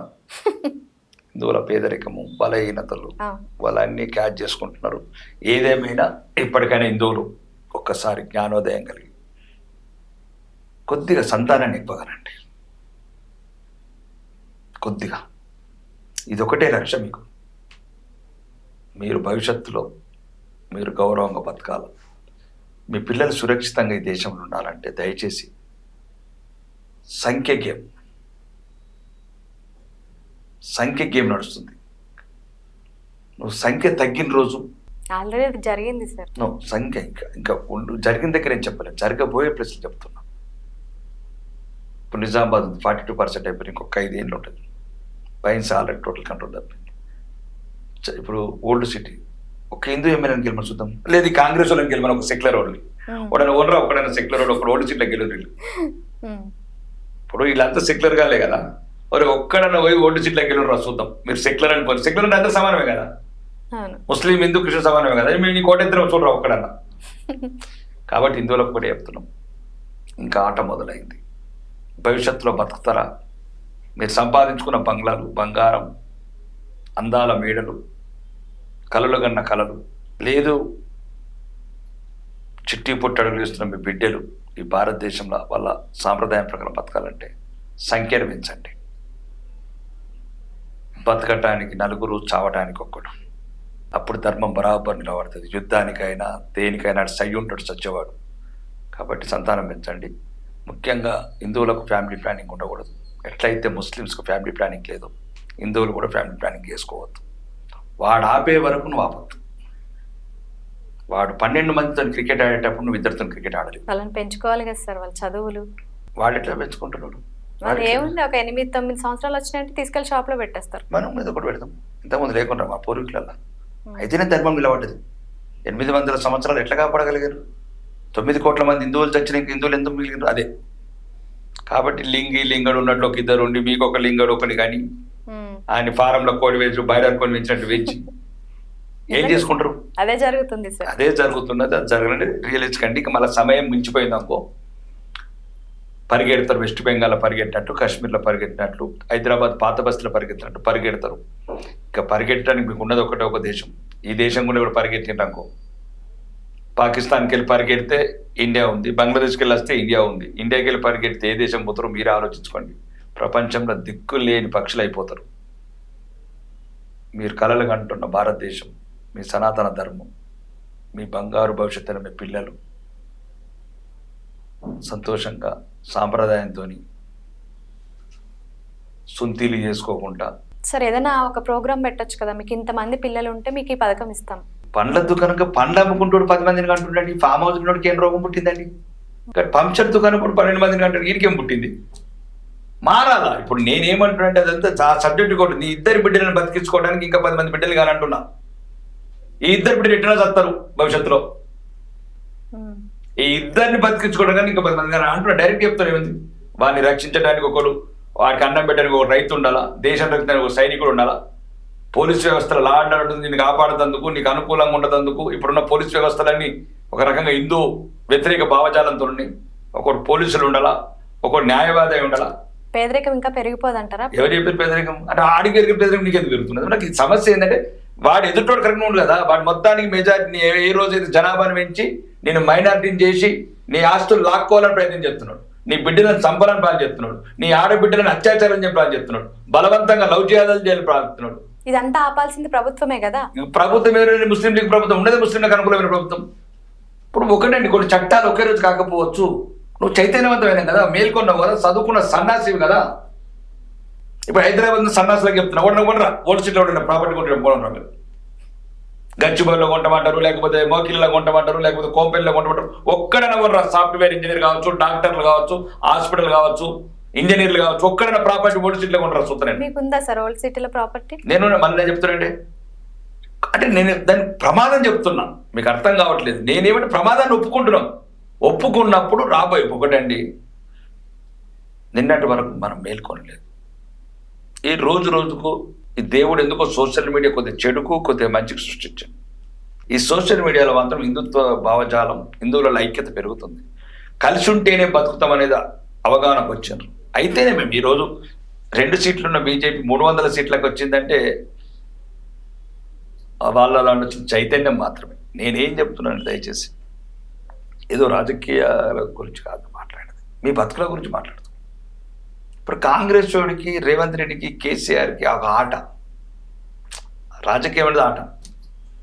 మాకు బతుకు పోరాటం, మేము బతి ఒక గుడిని కాపాడుకుంటాం, మేము అధికారంలోకి వస్తే ఒక హిందువులకు గౌరవం ఇస్తాం. ఇప్పుడు చూడండి, రంజాన్ అయితే 32 కోట్లు ఇస్తాడు, కేసీఆర్ అయితే అసెంబ్లీ మాట్లాడి జో చాయ్యలేదు మనకు జ్యుడిషియల్ దర్జా దేగంటాడు. ఇతను ఫామ్ హౌస్లో పడుకున్నాయన ఇలా తాత పెట్టినట్టు భూములు.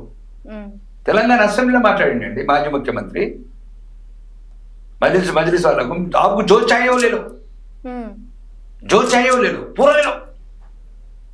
ఇలా అయ్యదా, ఇలా తాతదా, ఇలా ముత్తాతదా తెలియదు. అంటే నేను చెప్తున్నానంటే హిందువులు మౌనంగా ఉండన్నందులో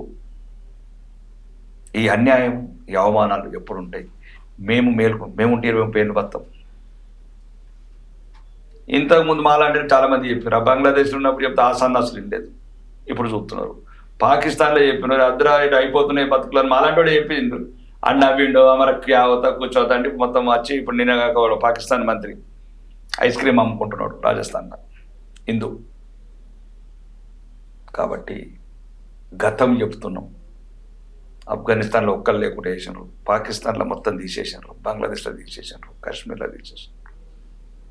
అలా అని వాళ్ళ మీద ద్వేషం పెంచుకోమంటలేను. నువ్వు మాత్రం జాగ్రత్తగా ఉండమంటు నీ తోలి. కడుపు నిండగా అనుకోండి, కడుపు నిండా పెంచుకోండి. మంచిగా ఇయ్యాల రాను రాను ప్రేమలు తగ్గిపోయినాయి, ఆత్మీయతలు తగ్గిపోయినాయి. ఆ 10 మంది ఉంటే నాలన్న ఒక 100 మంది అవుతారు కుటుంబం. పక్కోడు రాకుండా ఈడైనా పండగ చేసుకుని ఈడైనా 100 మంది చేసుకుంటాడు. సత్యనారాయణ వ్రతము, ఇంకేదన్నా చిన్న చిన్న మన మైసమ్మలు గైసమ్మల లోకల్ ఇవన్నీ ఉంటాయి కదా, బోనాలు, ఇవన్నీ పండుగలన్నీ బంధువులు లేని రోగమైంది. కాబట్టి మనమే కడుపు నిండా 10 మందిని అనుకుంటే ఆ 10 మందికి 10 జతలు, మంచికి ఒక 10 అంటే మళ్ళీ ఒక 100 మంది వచ్చి పెట్టేతారు. ఇవన్నీ జరగాలంటే మీరు 2 చెయ్యాలి సార్. మీరు చెప్పింది ఖచ్చితంగా అవుతుంది. విద్య, వైద్య ఉచితంగా ఇవ్వండి చాలు. మీకు ఒక్కటే చెప్తున్నానండి, మళ్ళీ మీరు కాంట్రవర్సీగా మీరు డైవర్షన్ చేయకండి. వాడికి అంటున్నాడా లేడా, ఆడికి లేని బాధ నీకేమవుతున్నది? నేను కూడా ఒక సామాన్య ప్రజలు ఏమంటున్నాను, వాడు వైద్యం. ఇప్పుడు ఒకటేనండి, గవర్నమెంట్ స్కూల్ ఇప్పుడు మాకు మొత్తం 50 లక్షల స్ట్రెంత్ ఉంది, 16 లక్షలు ఉంది, ఇంకా 34 లక్షల మంది పడతారు. కనుక 34 లక్షల మంది ఇంకా స్కూళ్ళు పెడదాం. ఇప్పుడు ఎక్కడ వచ్చినప్పుడు అన్ని ఒకటేసారి రావండి. ఇప్పుడు కొందరు ఉంటారు, ఒక కుటుంబం నేను ఉంటాను. ఇప్పుడు ఉదాహరణకు అప్పుడప్పుడు మా భార్య ట్రైన్లో పోతుంది, బస్సులో పోతారు, కుటుంబం అంతా ఫ్లైట్, స్పెషల్ ఫ్లైట్ కొనదు కదా. అంటే నేనైనా కొన్ని ఉంటాయండి ఇబ్బందికరం ఉంటే. ఇక్కడ నేనేమంటూ ప్రమాదం ఇటువైపు నుంచి పొంచుంది, మీకు ముస్లింలతో పొంచుంది ప్రమాదం అంటున్నా. ముస్లిమ్స్ మిమ్మల్ని ఉంచరు, రాసి పెట్టుకొని ఉంచరు. సార్ డైరెక్ట్ గా ఇట్లా కామెంట్స్ చేస్తారు. దాన్ని మరి కాశ్మీర్ చెప్తున్నా కదా, 1990 జనవరి 19 నాడు 11,000 మసీదులకి ఒకటే పిలుపు కదా, కశ్మీర్ వదిలిపోండి, ఇస్లాం స్వీకరించండి. భారత ప్రభుత్వం ఉంది, భారత సైన్యం ఉంది, భారత న్యాయస్థానం ఉంది, భారత ప్రధానమంత్రి ఉన్నాడు, ఎవరైనా కాపాడలేదు. ఎప్పుడో నువ్వు స్వాతంత్రం రాకముందు ఇస్లాం రాజ్యాలు, ఆ రాజ్యాలు, అక్బరు, డక్బరు, షాజహాన్, ఈ కాలం మీరు ఔరంగజేబు. భారత ప్రభుత్వం స్వాతంత్రం వచ్చినాక 45 ఏళ్ళ తర్వాత అండి ఇది నేను చెప్పింది. 1990 జనవరి 19 నాడు చరిత్ర చదవండి. కాకపోతే రజాకర్ సినిమా చూడండి, ఇక్కడ ఏం చేసిండ్రు, వాళ్ళ పరిపాలన హిందూ ఆడబిడ్డలని బట్టలిప్పి బతుకమ్మలు ఆడించిండ్రు, మానాలల్లో కారం పొడి కొట్టిండ్రు. ఇప్పుడు ఆ సినిమా మీద కూడా ఏదో ఇష్యూ చేస్తున్నారు కదా, అంత అబద్ధం. చరిత్ర అబద్ధమా? ఎందుకు లేదండి అబద్ధము? ఇప్పటి వరకు బైరాన్ పిల్లలు వెళ్ళండి, సమాధులు అట్లే ఉన్నాయి. గుండ్రాంపేరు వెళ్ళండి, పక్కన హైదరాబాద్ పక్కన బావిల శవాల రూపాలు. నేను ఒకటి చెప్తున్నాను, నేను గతం జరిగిన దాన్ని ఏదో పుండులాగా చేయాలనుకుంటలేను. గతాన్ని ఒక పాఠంగా తీసుకోమంటాను. నేను ఏదో గతం వాళ్ళు చేశారు కదా, వాళ్ళ మీద ద్వేషం పెంచుకొని కదా అంటలేను. ఆడు బాయి అంటే బాయి వాడు ఏ ఉద్దేశంతో ఆ ఉద్దేశంతో. నేను ఏమంటున్నానంటే ఒకటి మౌనిక, ఒక భవిష్యత్ తరాలకి ఒకవేళ ఈ వీడియోలు ఉంటే పనికొస్తాయి. 100% చెప్తున్నాను. ఆయన అప్పుడే చెప్పారు, మీరు జనాభా కనకపోతే మీరు కంపల్సరీ మీ కుటుంబాలు అంతమైపోతాయి, మీ బిడ్డలు హత్యల పాలవుతారు, మీ ఆడబిడ్డలు అత్యాచారాల పాలవుతారు, బలవంతంగా మత మార్పిడి చేసి పెళ్లి చేసుకుంటారు పాకిస్తాన్లో చేసుకున్నట్లు. నేనేం చెప్తున్నానంటే సంతానాన్ని మాత్రం మంచి కడుపు నిండా కనుకోండి. దయచేసి కంపేర్ చేయకండి. ఇంటర్నేషనల్ స్కూలే కాదు, ఒకిద్దరిని చదివియండి, ఒకరిని ఆర్మీ పంపించండి, ఒకరిని రైతు చేయండి. వాడు అన్నం పెడితే కదా మనం తినేది, వాడు బార్డర్లో ఉంటేనే కదా మనం బతికేది భద్రతగా. అడ్వకేట్ అండి, సెల్ఫ్ కోర్స్ అది. ఒక ప్రాక్టీస్ చేసుకుంటే జీవనోపాధి. అంటే వీళ్ళందరూ కలిసి నీ కుటుంబాన్ని కాపాడతారు, ఈ కుటుంబమే నీ దేశాన్ని కాపాడుతుంది, ఈ దేశమే నీ ధర్మాన్ని కాపాడుతుంది. అంతే, ఇంకెక్కడ ఎవరు కాపాడు నిన్ను, నువ్వే కాపాడుకుంటావు. ఆ శక్తి నీ దగ్గర ఉంది. ఆ శక్తి కూడా మన పూర్వీకులు మంచి కడుపు నిండా కనుక్కున్నారు కాబట్టి సగం మంది చచ్చినా సగం మంది బతికారు. ఇప్పుడు ఈ ఫారం కోళ్ళు కాలని ఒకళ్ళు ఇద్దరిని పెట్టుకుంటారు భార్గర్ గారు. కాబట్టి దయచేసి ఇది హిందువులకు ప్రధానంగా తెలుగు వచ్చిన ప్రతి ఒక్కరికి, తెలంగాణోడికి, ప్రపంచంలో తెలుగు వాళ్ళందరికీ ఇది ఒక సందేశం, హెచ్చరిక. సందేశం వేరు, అది సన్నాసులు ఇచ్చేది. ఓకే, డైరెక్ట్ హెచ్చరిక డైరెక్ట్. ఓకే సార్, ఇప్పుడు స్టేట్ పాలిటిక్స్కి వచ్చేద్దాం. ఏంటి సార్ మన కవితక్క పరిస్థితి? అంటే జైల్లో ఉన్నప్పుడే ఆ నాన్నకి ఏదో లేఖ రాసింది అని చెప్పేసి కొన్ని వార్తలు వచ్చినాయి. బట్ ఇప్పుడు బయటకు వచ్చాక మా నాన్నకి లేఖ రాశాను, దెయ్యాలు ఉన్నాయి చుట్టూ, మా నాన్న దేవుడు అని చెప్తుంది. ఎవరు సార్ దెయ్యాలు? హరీష్ రావా, కేటీఆరా? ఆమెనే చెప్పాలి. సినిమా అది ఫ్యామిలీ ప్రొడక్షన్. అది ఒక రకంగా ఇది గేమ్ అంటారా? లేకపోతే తెలంగాణ ప్రజల ఆశలు బొమ్మలు చేసిన కుటుంబం, తెలంగాణ ప్రజల మీద గుదిబండ మోపిన ప్రభుత్వం, కూలిపోయే కాళేశ్వరం లాంటి ప్రాజెక్టులు కట్టి లక్షల కోట్ల అప్పు చేసి ఈరోజు అభివృద్ధికి దూరం చేసిన కుటుంబం అది. కాబట్టి ఆ కుటుంబం చరిత్ర ఇంకా ముగిసినట్లే. ఇంకా అప్పుడప్పుడు గోచిగాడు పోషిగాడు ఆటలాడినట్లు ఆడుతూ ఉంటారు అవి నాటకాలల్లో, సినిమాలల్లో. కాబట్టి దానికి డబ్బు ఉంది, అవినీతి డబ్బు ఉంది. దానికి ఏదో ఒక రకంగా మీడియా ప్రెస్ ఆటోమేటిక్గా ఉంటుంది కదండి. డబ్బు ఉన్నప్పుడు ఏదైనా సరే, నేనైనా కొద్ది డబ్బు, అవినీతి డబ్బు. అలా డబ్బు కష్టపడే డబ్బు అంటే ఆలోచించి ఖర్చు పెడుతుంది. ఏమి లేని అద్దీంట్లో ఉన్న కవితకు 500 కోట్లు ఇల్లు ఎట్లా కట్టే, బతుకమ్మలు ఎత్తిన చేతులతో బాటల్లో వ్యాపారం ఎట్లా చేసే, తెలంగాణ ప్రజల ఆత్మాభిమానం ఢిల్లీ వీధుల్లో తాకట్టు పెట్టి, తిహార్ జైల్లో తాకట్టు పెట్టి ఈరోజు తెలంగాణ గురించి మాట్లాడుతున్నదంటే తెలంగాణ ప్రజలు హర్షిస్తలేరు. ఆమె అంటే అనుకుంటుండొచ్చు సామాన్య ప్రజలే కదా, మా నాన్న రెచ్చగొట్టి 1200 మందిని చంపిండు, నేను రెచ్చగొట్టి ఏదో ఒక రకంగా అమాయకత్వాన్ని 2000 మందిని చంపుతానంటే అనుకుంటుండొచ్చు. కనుక అలా ఆటలు చెల్లాయి మేలుకొన్న తెలంగాణ. కాబట్టి ఇది ఎప్పటికైనా రాబోయే రోజుల్లో హిందువులు ఇంకా మిగతా వర్గాలు కూడా, హిందువులు అయితే ఐక్యతగా అవుతున్నారు. ఈటెల రాజేందర్ గారు బీఆర్ఎస్ లో ఉన్నప్పుడు ఏదో భూ స్కామ్ లో ఇరుక్కున్నప్పుడు అందులోంచి కాపాడడానికే బీజేపీలోకి వచ్చారు అని చెప్పేసి, ఇప్పుడు కవిత కూడా ఈ లిక్కర్ స్కామ్ నుంచి తప్పించుకోవడానికి బీజేపీలోకి రావడానికి ట్రై చేస్తుంది అన్నట్టుగా ఆమె అంటుంది కదా. బీజేపీకి అసలుకి రాని అంటుంది. అదో తెలుగు సినిమాలో ఏదో ఉంటుండే, రజనీకాంత్ సినిమాలో ఒక రమ్యకృష్ణ అని ఉంటుంది, ఏదో నీలాంబరి అని నరసింహ సినిమాలో శపథం పట్టినట్టు పట్టింది. ఇప్పుడు బీజేపీని ఈ దేశం కాదు ప్రపంచం నుంచే బీజేపీని తీసేస్తా అనుకుంటున్నది ఆమె. ఆకాశం ఎక్కడ, ఆమె ఎక్కడ? మరి ఎందుకు ఈ వార్తలు వస్తున్నాయి సార్? బీఆర్ఎస్ బీజేపీ పాపం బెయిల్ కలుస్తుంది. తొందరగా వచ్చిందని బాధ అవుతున్నది. అది రాజకీయాలు వేరండి. రాజకీయాలు తప్పేముంది, అవుతాయి పోతుంది. ఇప్పుడు కాదు కదా, ఇంకా 3.5 సంవత్సరాలు ఉంది ఎన్నికల సమయం, ఇప్పుడు లేదు కదా. రాజకీయాలు అయ్యే ఛాన్స్ ఉందంటారు అయితే. ఛాన్స్ ఏది తీసేయలేమండి. ఒక్కటి మాత్రం ఈ దేశంలో ఒక ఛాన్స్ లేదండి. కాంగ్రెస్ బీజేపీ కలదు, అన్ని కలుతాయి. ఇక బీఆర్ఎస్ బీజేపీ కలిసే ఛాన్స్ ఉంది అయితే. మళ్ళీ బీఆర్ఎస్ బీజేపీ కాదు, బీజేపీ డిఎం కలుతుంది, బీజేపీ శివసేన కలుతుంది, బీజేపీ అప్పుడు అఖిలేష్ యాదవ్ కలుతాడు. ఎందుకు సార్ బీజేపీ సింగిల్ గా గెలవలేదా? ఒరిస్సాలో గెలిచాం కదా, గుజరాత్ గెలిచాం కదా. నో, ఇది ఒక డెమోక్రసీ ప్రాసెస్ అండి. The beauty of democracy. ఈ దేశాన్ని మీరు అంత తక్కువ అంచనా వేయకండి. ఎవరైతే ఈ ప్రజాస్వామ్యాన్ని, ఈ రాజ్యాంగాన్ని రాసిన వాళ్ళు చాలా సులభంగా చేశారు. కలిసిపోవాలి, దేశం అభివృద్ధి చెందాలి, కీచులాడకూడదు, కాళ్ళు లాగేసుకోకూడదు అని చెప్పారు తప్ప ఒకరినొకరు. ప్రజాస్వామ్యంలో అందరికీ అవకాశాలు ఉండాలి, అందరి భావజాలం రావాలి. ప్రాంతీయ పార్టీలు కూడా వాళ్ళ భావజాలం ఒక రకంగా ఉంటుంది, కేంద్ర భావజాలం వేరే ఉంటుంది, సెంట్రల్ పార్టీ. కాబట్టి ఇవన్నీ కలిసినప్పుడే ఒక అందమైన భారతదేశం. ఎట్లయితే కొండలు, సెలయేర్లు, ఎడారి ఇసుకలు, సారవంతమైన భూములు ఈ ప్రపంచంలో ఎక్కడ లేదు. చల్లటి కాశ్మీరు, ఎండని ఎండల రాజస్థాను, సెలయేర్లు, కొండలు ఉన్న ఒక ఆంధ్ర, తెలంగాణ, ఊటీ లాంటి ప్రదేశాలు ప్రపంచంలో ఏ దేశం కూడా లేదు. ఇట్లా ఇంత అందమైన దేశాన్ని సృష్టించిన భగవంతుడికి అందరికి రుణపడి ఉండాలి. అందుకేనే సార్ ఇప్పుడు అందాల భామలు అందరినీ అన్ని తిప్పుతున్నారు. అది ఇక్కడున్న రాష్ట్ర ప్రభుత్వము వాళ్ళకున్న ప్రజల మీదకున్న ప్రేమ వాళ్ళకి దేని మీద ఉన్నది వాళ్ళు నిర్ణయించుకొని, ప్రజలు కూడా నిర్ణయించుకున్నారు. ఈ సన్నాసులకు మేము అధికారం ఇచ్చింది, మేము వడ్ల కల్లాలలో ఆకాశం వైపు చూసి వడగళ్ళ వానల్లో అన్నదాత కన్నీళ్లు పెడుతుంటే అందాల బామ్మల నుంచి చుట్టలేసుకుంటున్న ఈ మంత్రుల, ఈ శాసనసభ్యుల, ఈ ప్రభుత్వం తెలంగాణ ప్రజలు అనుకుంటున్నారు. సరైన సమయం వచ్చి గద్దె ఎక్కిండొచ్చు, పోలీసు రాజ్యం చేస్తే చేసి ఉండొచ్చు. మళ్ళీ ఆయుధం ఉంది పేదవాడి దగ్గర, రైతు దగ్గర, మహిళ దగ్గర, విద్యార్థి దగ్గర, నిరుద్యోగి దగ్గర. ఒక నికాసైన ఆయుధం, ఓటనే ఆయుధం ఉంది. సరైన సమయంలో సరైన సమాధానం ఇస్తారు ఆ ఓటుతో. సరే, జమిలీ ఎన్నికలు వస్తాయి అంటున్నారు, సాధ్యమని అంటారా? దానివల్ల ఏముందండి, వస్తే ఏమైంది అంటే ఇంతకుముందు 3 సార్లు జమిలీ ఎన్నికలతో జరిగినాయి కదా, మరి దాన్ని అదెందుకు మాట్లాడరు ఈ జర్నలిస్టులు కానీ, మీ యాంకర్లు కానీ ఎందుకు మాట్లాడరు? అంటే మీరు ప్రపంచం, ఈ దేశంలో ఉన్న ప్రజల్ని మీరు ఒక రకంగా డైవర్స్ చేయకండి. ఈ జమిలీ ఎన్నికలు ముందు నుంచే ఉన్నాయి. ముందు భారతదేశంలో జరిగిన జమిలీ ఎన్నికల నెహ్రూ ఆయన రాను రాను ఆ దుష్ట పరిపాలన వల్ల రాష్ట్ర ప్రభుత్వాన్ని సస్పెండ్ చేయడము, రకరకాల సమస్యల వల్ల ఈ బ్యాలెన్స్ తప్పిపోయింది. దానివల్ల మనకున్న జీడిపి పడిపోతుంది, అభివృద్ధి పడిపోతుంది. సుమారు జమిలీ ఎలక్షన్ వల్ల సుమారు 4,50,000 కోట్ల జీడిపి, 1.5% జీడిపి డెవలప్ అవుతుంది. అంటే ఈ సమయం అనేది వృధా అవుతుంది. ఒక్కొక్క రాష్ట్రానికి ఒక ఎన్నికలు, కేంద్ర ప్రభుత్వం ఒక్కొక్కసారి, ఇవన్నీ జరిగే వరకల్లా మనకు అంటే ఆటోమేటిక్గా ఒక డెమోక్రసీ ప్రాసెస్లో అప్పుడున్న అభివృద్ధి ఆగిపోవాలి. అంటే ఎన్నికల కమిషన్ నియమావళి ఇంప్లిమెంటేషన్ ఉంటుంది కాబట్టి అప్పుడు కొన్ని కార్యక్రమాలను ఆపేయాలి.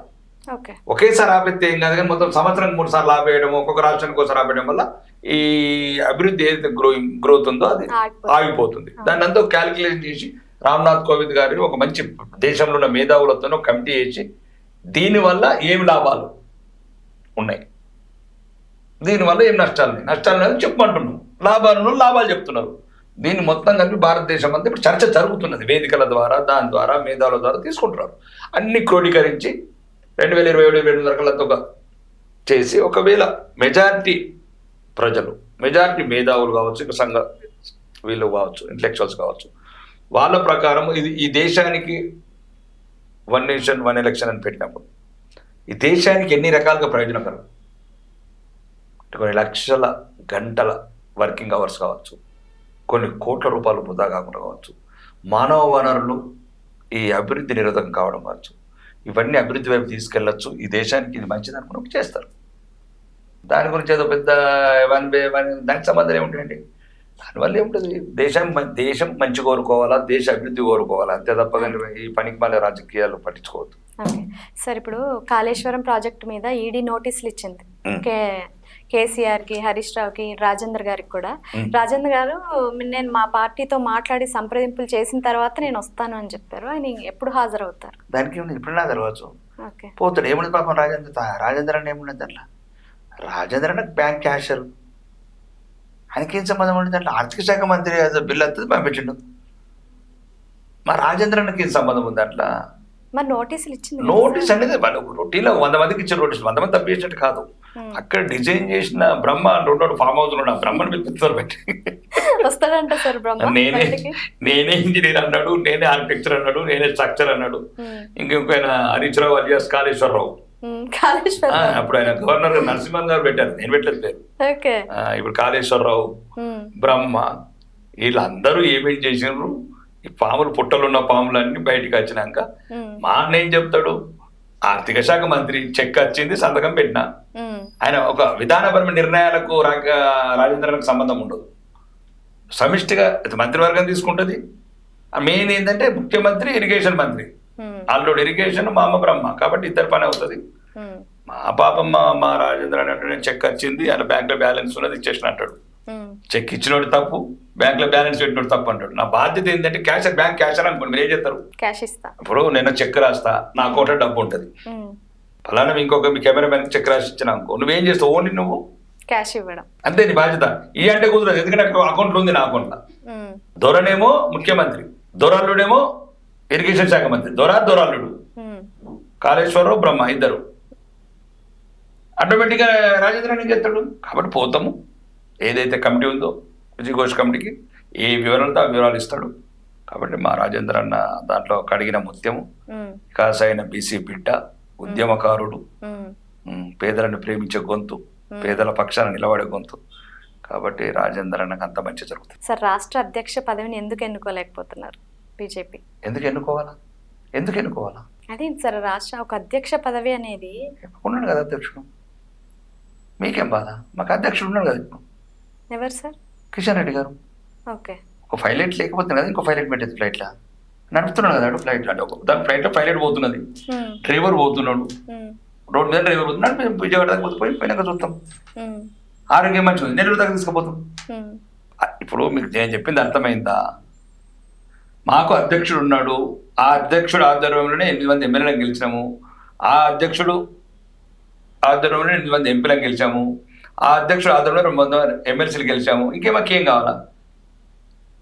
మాకు ఒక యుద్ధ తంత్రం నూరు పోస్తున్నాడు, గెలిపెట్టేయాలి అని నూరు పోస్తున్నాడు. ఆయన ద్వారానే ఆయన చేసిన విజయాల వల్లనే మేము ఈరోజు విజయాలు సాధిస్తున్నాము. ఇంకా దానికేం కావాలి?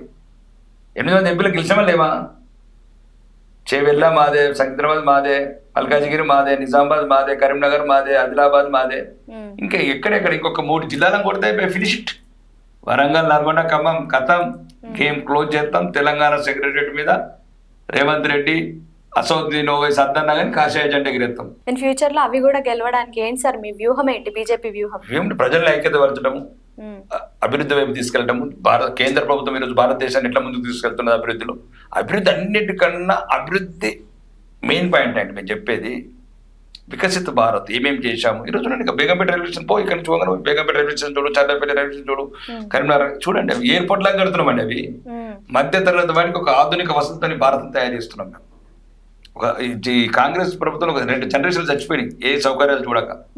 8 లైన్ల రోడ్డు ముంగడ ఫ్లైట్లు తీస్తున్నాం తార్ రోడ్ల మీద. కాబట్టి ఈరోజు మేము చెప్పదలుచుకునేది ఒకటి, అభివృద్ధి. 11 సంవత్సరాలు మేము చేసిన అభివృద్ధి, 65 సంవత్సరాలు వాళ్ళు చేసిన అవినీతి, కుటుంబ పాలన. మేము అభివృద్ధితో పాటు సార్ ఎలా చేస్తారు సార్? ఇప్పుడు నిధులు లేవని చేతులు ఎత్తేసాడు, మీ పార్టీ వస్తే ఎలా అభివృద్ధి చేస్తారు? ఎలా తీసుకొస్తారు? పార్టీ వస్తే ఫస్ట్ అవినీతి స్కీమ్లను ఆఫ్ చేస్తామండి.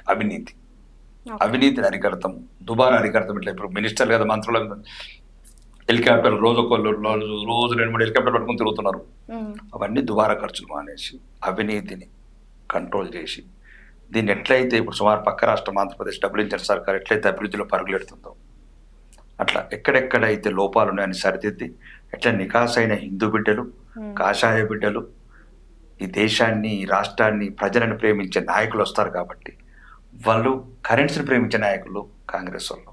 మేము ప్రజలను ప్రేమించేవాళ్ళం, ధర్మాన్ని ప్రేమించేవాళ్ళం, ఈ దేశాన్ని ప్రేమించేవాళ్ళం. కాబట్టి ఈ తెలంగాణని అన్ని రకాలుగా అవినీతిని అరికట్టి అభివృద్ధి చేసి దేశంలో ప్రథమ స్థానంలో నిలుపుతాం. సార్, ఇప్పుడు రేవంత్ రెడ్డి గారి 6 పథకాల స్కీమ్ ఏమంటారు సార్? వెళ్ళండి, అడగండి. ఏ మహిళలు అడగండి. మీరే కదా మహిళలు కదా. 2500 వచ్చినాయి మహిళలకు. 1,83,00,000 మహిళలు మీరే అడగండి కదా. 2,500 వచ్చిందా? 2,500 వచ్చిందా? 4,000 పెన్షన్ వచ్చిందా? నిరుద్యోగులకు ఉద్యోగాలు వచ్చినాయా? చెప్పినాయి. ప్రియాంక గాంధీ చెప్పిన స్కూటీలు వచ్చినాయా? ఫ్రీ బస్ దానివల్ల అంటే లాభం కన్నా నష్టం ఎక్కువ ఉంది. ఎందుకుంది సార్? 146 కోట్ల మంది ట్రావెలింగ్ చేయించాను. ఇప్పుడు నువ్వు ఎప్పుడు వేపియాలా బస్సులు కొని ఇప్పుడు విద్యార్థులకు బస్సులు లేవు, ఏదైతే వైద్యం గురించి వాటికి బస్సులు లేవు. ఒక బస్సు ఇప్పుడేదో ఈ మధ్యన కేంద్ర ప్రభుత్వం ఒక 2000 బస్సులు ఇస్తున్నది హైదరాబాద్.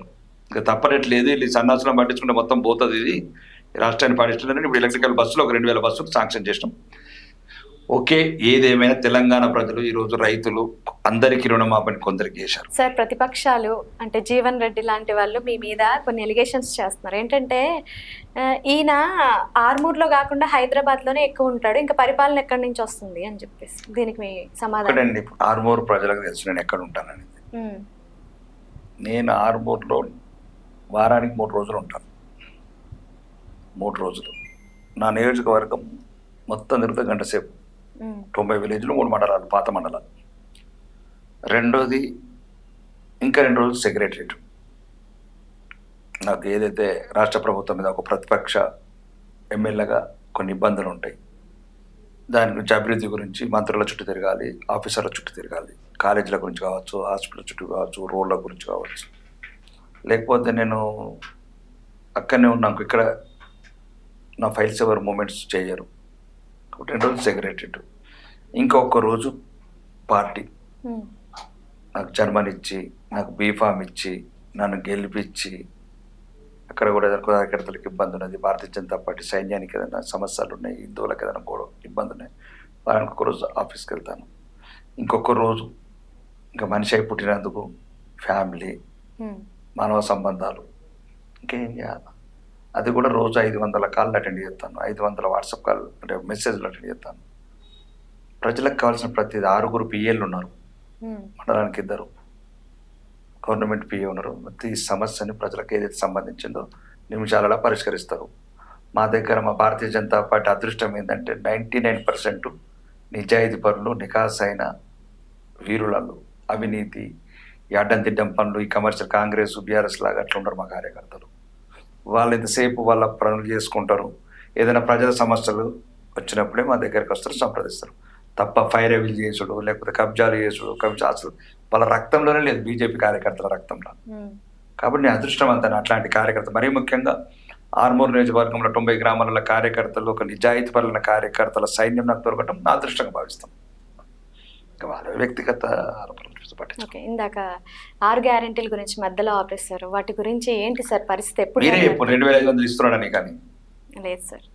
మరి వాళ్ళని అడగండి, మరి జనవరి అప్పుడు చెప్పిండు 2023 డిసెంబర్లో ఈ నెల తీసుకోకండి పెన్షన్ రాగానే 4,000 అడగండి, వెళ్ళి ముసలాలని వాళ్ళని. 3 సంవత్సరాలు ఉంది కదా సార్. నో, అతను అన్నది 3 నేను ఇస్తానే ఒక దానికి డేట్ పెట్టకపోతే బాగుండండి. ఈ ఒక్క నెల కానీ నెక్స్ట్ నెల నేను 4,000 ఇస్తాను. అతను ప్రభుత్వం అన్నది, ముఖ్యమంత్రి గారు అన్నది మాట్లాడుతున్నాడు, వేరేది మాట్లాడలేదండి. కాదు మీరు ఇప్పుడు ఈ నెల పెళ్లి చేసుకుంటే ఒక నెల పెళ్లి వాయిదా చేసుకోమన్నాడు. ఆయన మాటిని వాయిదా చేసుకుంటే ఇప్పటికి పెళ్లి కాకపోతుండే. ఈ నెల పెళ్లి చేసుకుంటే ఏమంటారు, కళ్యాణ లక్ష్మి శాతం వరకు ₹1,00,000 అన్నాడు, తులం బంగారం అన్నాడు. పెరుగుతుందా ఇరుగుతుందా తర్వాత నువ్వు ఇచ్చినావా లేదా ఇవి చెప్పండి సమాధానం. తులం బంగారం ఇచ్చావా, మహిళలకు 2,000 ఇచ్చావా, దివ్యాంగులకు 6,000 ఇచ్చావా, అందరికి రుణమాఫీ చేశావా, రైతు భరోసా అందరికి ఇచ్చావా, లేదే. వడ్లు కొనుగోలు చేసావా, బోనస్ ఏం లేదు, కొద్దిగా మీద కొనుగోలు జరిగింది కదా సార్. జరిగిందంటే మొత్తం నష్టమైనాక రోడ్ల మీద తడిసి రైతుల కన్నీళ్లు, వడగళ్ళ వానలు రోడ్ల మీద కలిసి పారిన తర్వాత, వడ్ల గింజలకు లేఖలు వచ్చిన తర్వాత, మొలకలు వచ్చిన తర్వాత అప్పుడు స్పందిస్తే ఏం పర్వాలండి. సన్న బియ్యం కూడా ఇచ్చాడు కదా సార్. సన్న బియ్యం అది కేంద్ర ప్రభుత్వం మేము ఇస్తున్నాం కదా, ₹37. లాస్ట్ ప్రభుత్వంలో ఎందుకు ఇవ్వలేదు? ప్రభుత్వం నిర్ణయించుకోవాలి. అదే ప్రభుత్వం ఇప్పుడు రేవంత్ రెడ్డి క్రెడిట్ ఇచ్చినట్టు. క్రెడిట్ ఈజ్ నాట్, మళ్ళీ అదే చెప్తున్నాను, దాంట్లో కేంద్ర ప్రభుత్వం ప్రధాన పాత్ర పోషిస్తుంది. వాళ్ళు ఇక్కడ రాష్ట్ర ప్రభుత్వం అమలు చేయాలి కదా సార్. ఇంప్లిమెంట్ చేయాలి. ఇప్పుడు ఈ సన్న బియ్యం అనేది ఒకరోజు బియ్యం తినగానే అయిపోయింది, మొత్తం వెనక్కి చేసినట్ల ఆడంబరాలు. పేదవాళ్ళకి అదే పెద్ద. నేనేమంటున్నా దాంట్లో మళ్ళీ ప్రధాన పాత్ర కేంద్రం మీద ఉందంటున్నాము. కేంద్ర ప్రధాన పాత్ర కిలోకి ₹37 మేము ఇస్తున్నాము. 6 కిలోల బియ్యంలో రాష్ట్ర ప్రభుత్వం ఇచ్చేది 1 కిలో, మేము ఇచ్చేది 5 కిలోలు. దానికంటే ఎక్కువ మాకున్నది క్రెడిబిలిటీ అంటున్నా.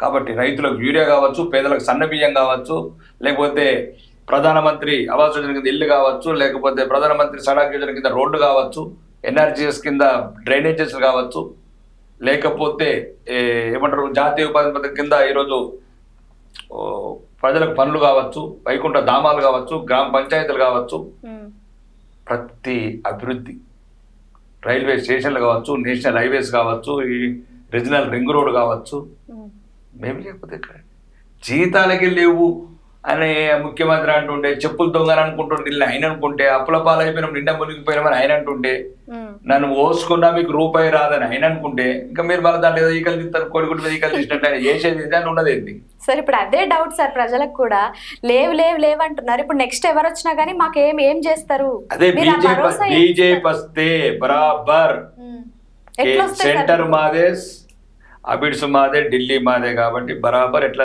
చేస్తాం అవినీతిని అరికడతాం. అనర్హులకు ఫలాలు ఇచ్చేది కంట్రోల్ చేస్తాం. అనర్హులకు ఏవైతే కొన్ని ఉన్నాయో ఇబ్బంది గవర్నమెంట్ పంచడం, ఈ కాంట్రాక్టర్లలో అవినీతి వ్యవస్థను కంట్రోల్ చేస్తాం. ఏదైతే ప్రజలకు, పేద ప్రజలకు, రైతులకు, మహిళలకు, నిరుద్యోగులకు ఏది న్యాయము, ఏది ఉపయోగము, ఏది అవసరం ఆలోచించి అవే ఇంప్లిమెంట్ చేస్తాము. కొన్ని ప్రత్యేకంగా డబుల్ ఇంజన్ సర్కార్ ఉంటుంది, వెసులుబాటు ఉంటుంది. ఇక్కడ ఉన్న వాళ్ళు అక్కడ ఉంటారు, అక్కడ ఉంటారు, కొద్దిగా వెసులుబాటు ఉంటుంది. ఎట్లయితే ఇప్పుడు డబుల్ ఇంజన్ సర్కార్లో ఒక బెనిఫిట్ అది. పోయి కొన్ని కేంద్రం నుంచి ఆధారంగా నిధులు తెచ్చి, వీళ్ళు అవినీతి నిధులు అడుగుతున్నారో ఇవ్వట్లేదు. ఎందుకంటే వీళ్ళు కొట్టేస్తారు, రేవంత్ రెడ్డి ఇలా టీం అంతా కొట్టేస్తారని ఇవ్వట్లేదు. మోసి 10,000 కోట్లు, 1,50,000, 75,000 కోట్లు కొట్టేద్దామని ప్లాన్ చేశారు, కానీ కేంద్రం ఒప్పుకోలే. ఎందుకంటే తెలంగాణ ప్రజల మీద ఇప్పటికే గుదిబండే కూర్చున్నాయి. అప్పుడు ఇంకా మళ్ళీ కేంద్ర ప్రభుత్వం మళ్ళీ వీళ్ళ మాటలకు, ఈ కాంగ్రెస్ నాయకుల మాటలకు, ఈ రేవంత్ రెడ్డి మాటలకు నమ్మి మళ్ళా అడ్డంగా అప్పులు ఇప్పిస్తే రాష్ట్రాన్ని నమ్మేస్తారని తెలిసి అన్ని డిపిఆర్ ప్రాపర్గా ఇవ్వమన్నాం. పర్ఫెక్ట్ డిపిఆర్ ఇస్తే ఇస్తాం. రాష్ట్రానికి ఏది కావాలంటే అది ఇస్తాం. మాకు ఎందుకంటే తెలంగాణలో దేశంలోని అన్నిటికన్నా ముఖ్యమైన తెలంగాణ భారతీయ జనతా పార్టీ. ఎందుకంటే మొదటి సీటు, మొదటి ఓటు, మొదటి గెలుపు పోసిన రాష్ట్రం. 1984లో మొదటి సీటు జంగారెడ్డి గారు, మొదటి ఓటు హన్మకొండ, మొదటి ఆయుష్, మొదటి ఊపిరి, మొదటి ధైర్యం తెలంగాణనే. కాబట్టి తెలంగాణ నేలని ఎప్పటికీ మరవం Bharatiya Janata party. Special place అయితే ఇది. ఆయుష్ పోసింది, గొంతులో ఊపిరి పోసింది. మొదటి సీట్ అండి ఇది దేశంలో. 1980లో మొదటి సీటు హన్మకొండ బీజేపీకి. రెండో సీట్ వచ్చి ఏకే పాటిల్ గుజరాత్. ఆ రెండో సీట్ వల్ల 6 సార్లు అధికారం ఇచ్చారు. తెలంగాణ ప్రజలు కూడా ఈసారి వాళ్ళు చైతన్యపరిచి ఆ నిజాలు చెప్పి, ఈ గడ్డ ఎంతో పవిత్రమైంది, ఈ గడ్డ భారతీయ జనతా పార్టీకి ఈరోజు దేశాన్ని ఏలడానికి ఒక ఆయుష్లు అందించిన, ఊపిరి అందించిన నేల. మీరు మళ్ళీ మిస్టేక్ చేయకండి, తొందరలోనే కాషాయ జెండాని ముద్దాడండి. కాబట్టి ధర్మాన్ని నిలుపుతాం. ఈ తెలంగాణ ప్రజల క్షేమం అన్ని రకాలుగా అభివృద్ధి చేస్తాం. ఫైనల్గా అంటే పాలిటిక్స్లోకి రాబోయే యువతకి మీరేం సందేశం ఇస్తారు సార్? రావాలి, ఇది మాత్రం తప్పక రావాలి. ఎందుకంటే రాకపోతే ఆడి కొడుకు, ఈడి కొడుకు, ఈడి వారసులు, ఆడి వారసులు మళ్ళీ ఇట్లనే 75 ఏళ్ళ నుంచి సంకనాకి పిక్చర్. ఈ దేశమే కావచ్చు, ఈ రాష్ట్రమే కావచ్చు. ఈ రాష్ట్రంలో ముఖ్యం నిజాయితీ పరులు, ధైర్యము, తెలివిగల యువతంతా బయట ఉండి కామెంట్స్ చేస్తున్నారు, యూట్యూబ్లు చూసి కామెంట్స్ చేస్తున్నారు. సోషల్ కాదు, మీరు రండి రంగంలో. మీరు వస్తేనే కొడుకులు సెట్ అవుతారు. అడుగడుగున అవినీతి, అడుగడుగున బంధుప్రీతి, అడుగడుగున కులపిచ్చి, అధికారం, మతం, అహంకారం. ఇన్ని లక్షల కోట్లు తెచ్చిన పేదవాడికి ఇంకా విద్య అందలేదు, వైద్యం అందలేదు, కనీస వసతులు ఉండలేవు. మీలాంటి యువత, నిజాయితీ పరులు, చదువుకున్న వాళ్ళు, సమాజం మీద ప్రేమ ఉన్నవాళ్ళు, పేదలంటే పట్టింపు ఉన్నవాళ్ళు, దయచేసి మీ అన్నగా అడుగుతున్నా, మీ కుటుంబ సభ్యుడిగా ప్రార్థిస్తున్నా. లేకపోతే మీరు రాలేదనుకో, ఈ కొడుకులు అమ్మేస్తారు ఈ రాష్ట్రాన్ని. ఎట్లయితే లక్షల కోట్ల అప్పులు చేస్తున్నారు, వడ్డీలు కడుతున్నారు, అవినీతి చేస్తున్నారు. మీలాంటి యువత, మధ్యతరగతి యువత, గ్రామీణ ప్రాంతాల మీద, రూరల్ తెలంగాణ మీద అభిమానం ఉన్న యువత, మీరు రండి. మీరు మేము కలిసి ఉందాం. తెలంగాణలో పేదలకు, సామాన్యులకు కావాల్సిన ధైర్యాన్ని, పేదలకు కావాల్సిన అభివృద్ధిని కలిసి ముందుకెళ్తాం. కంపల్సరీ మీరు రావాలా. రాకపోతే మాత్రం ఈ తెలంగాణ మాత్రం మిగిల్చరి కొడుకులు. Thank you sir, thank you so much. చాలా చక్కగా ఓపిక్గా వివరించారు. Thank you sir. ధన్యవాదాలు.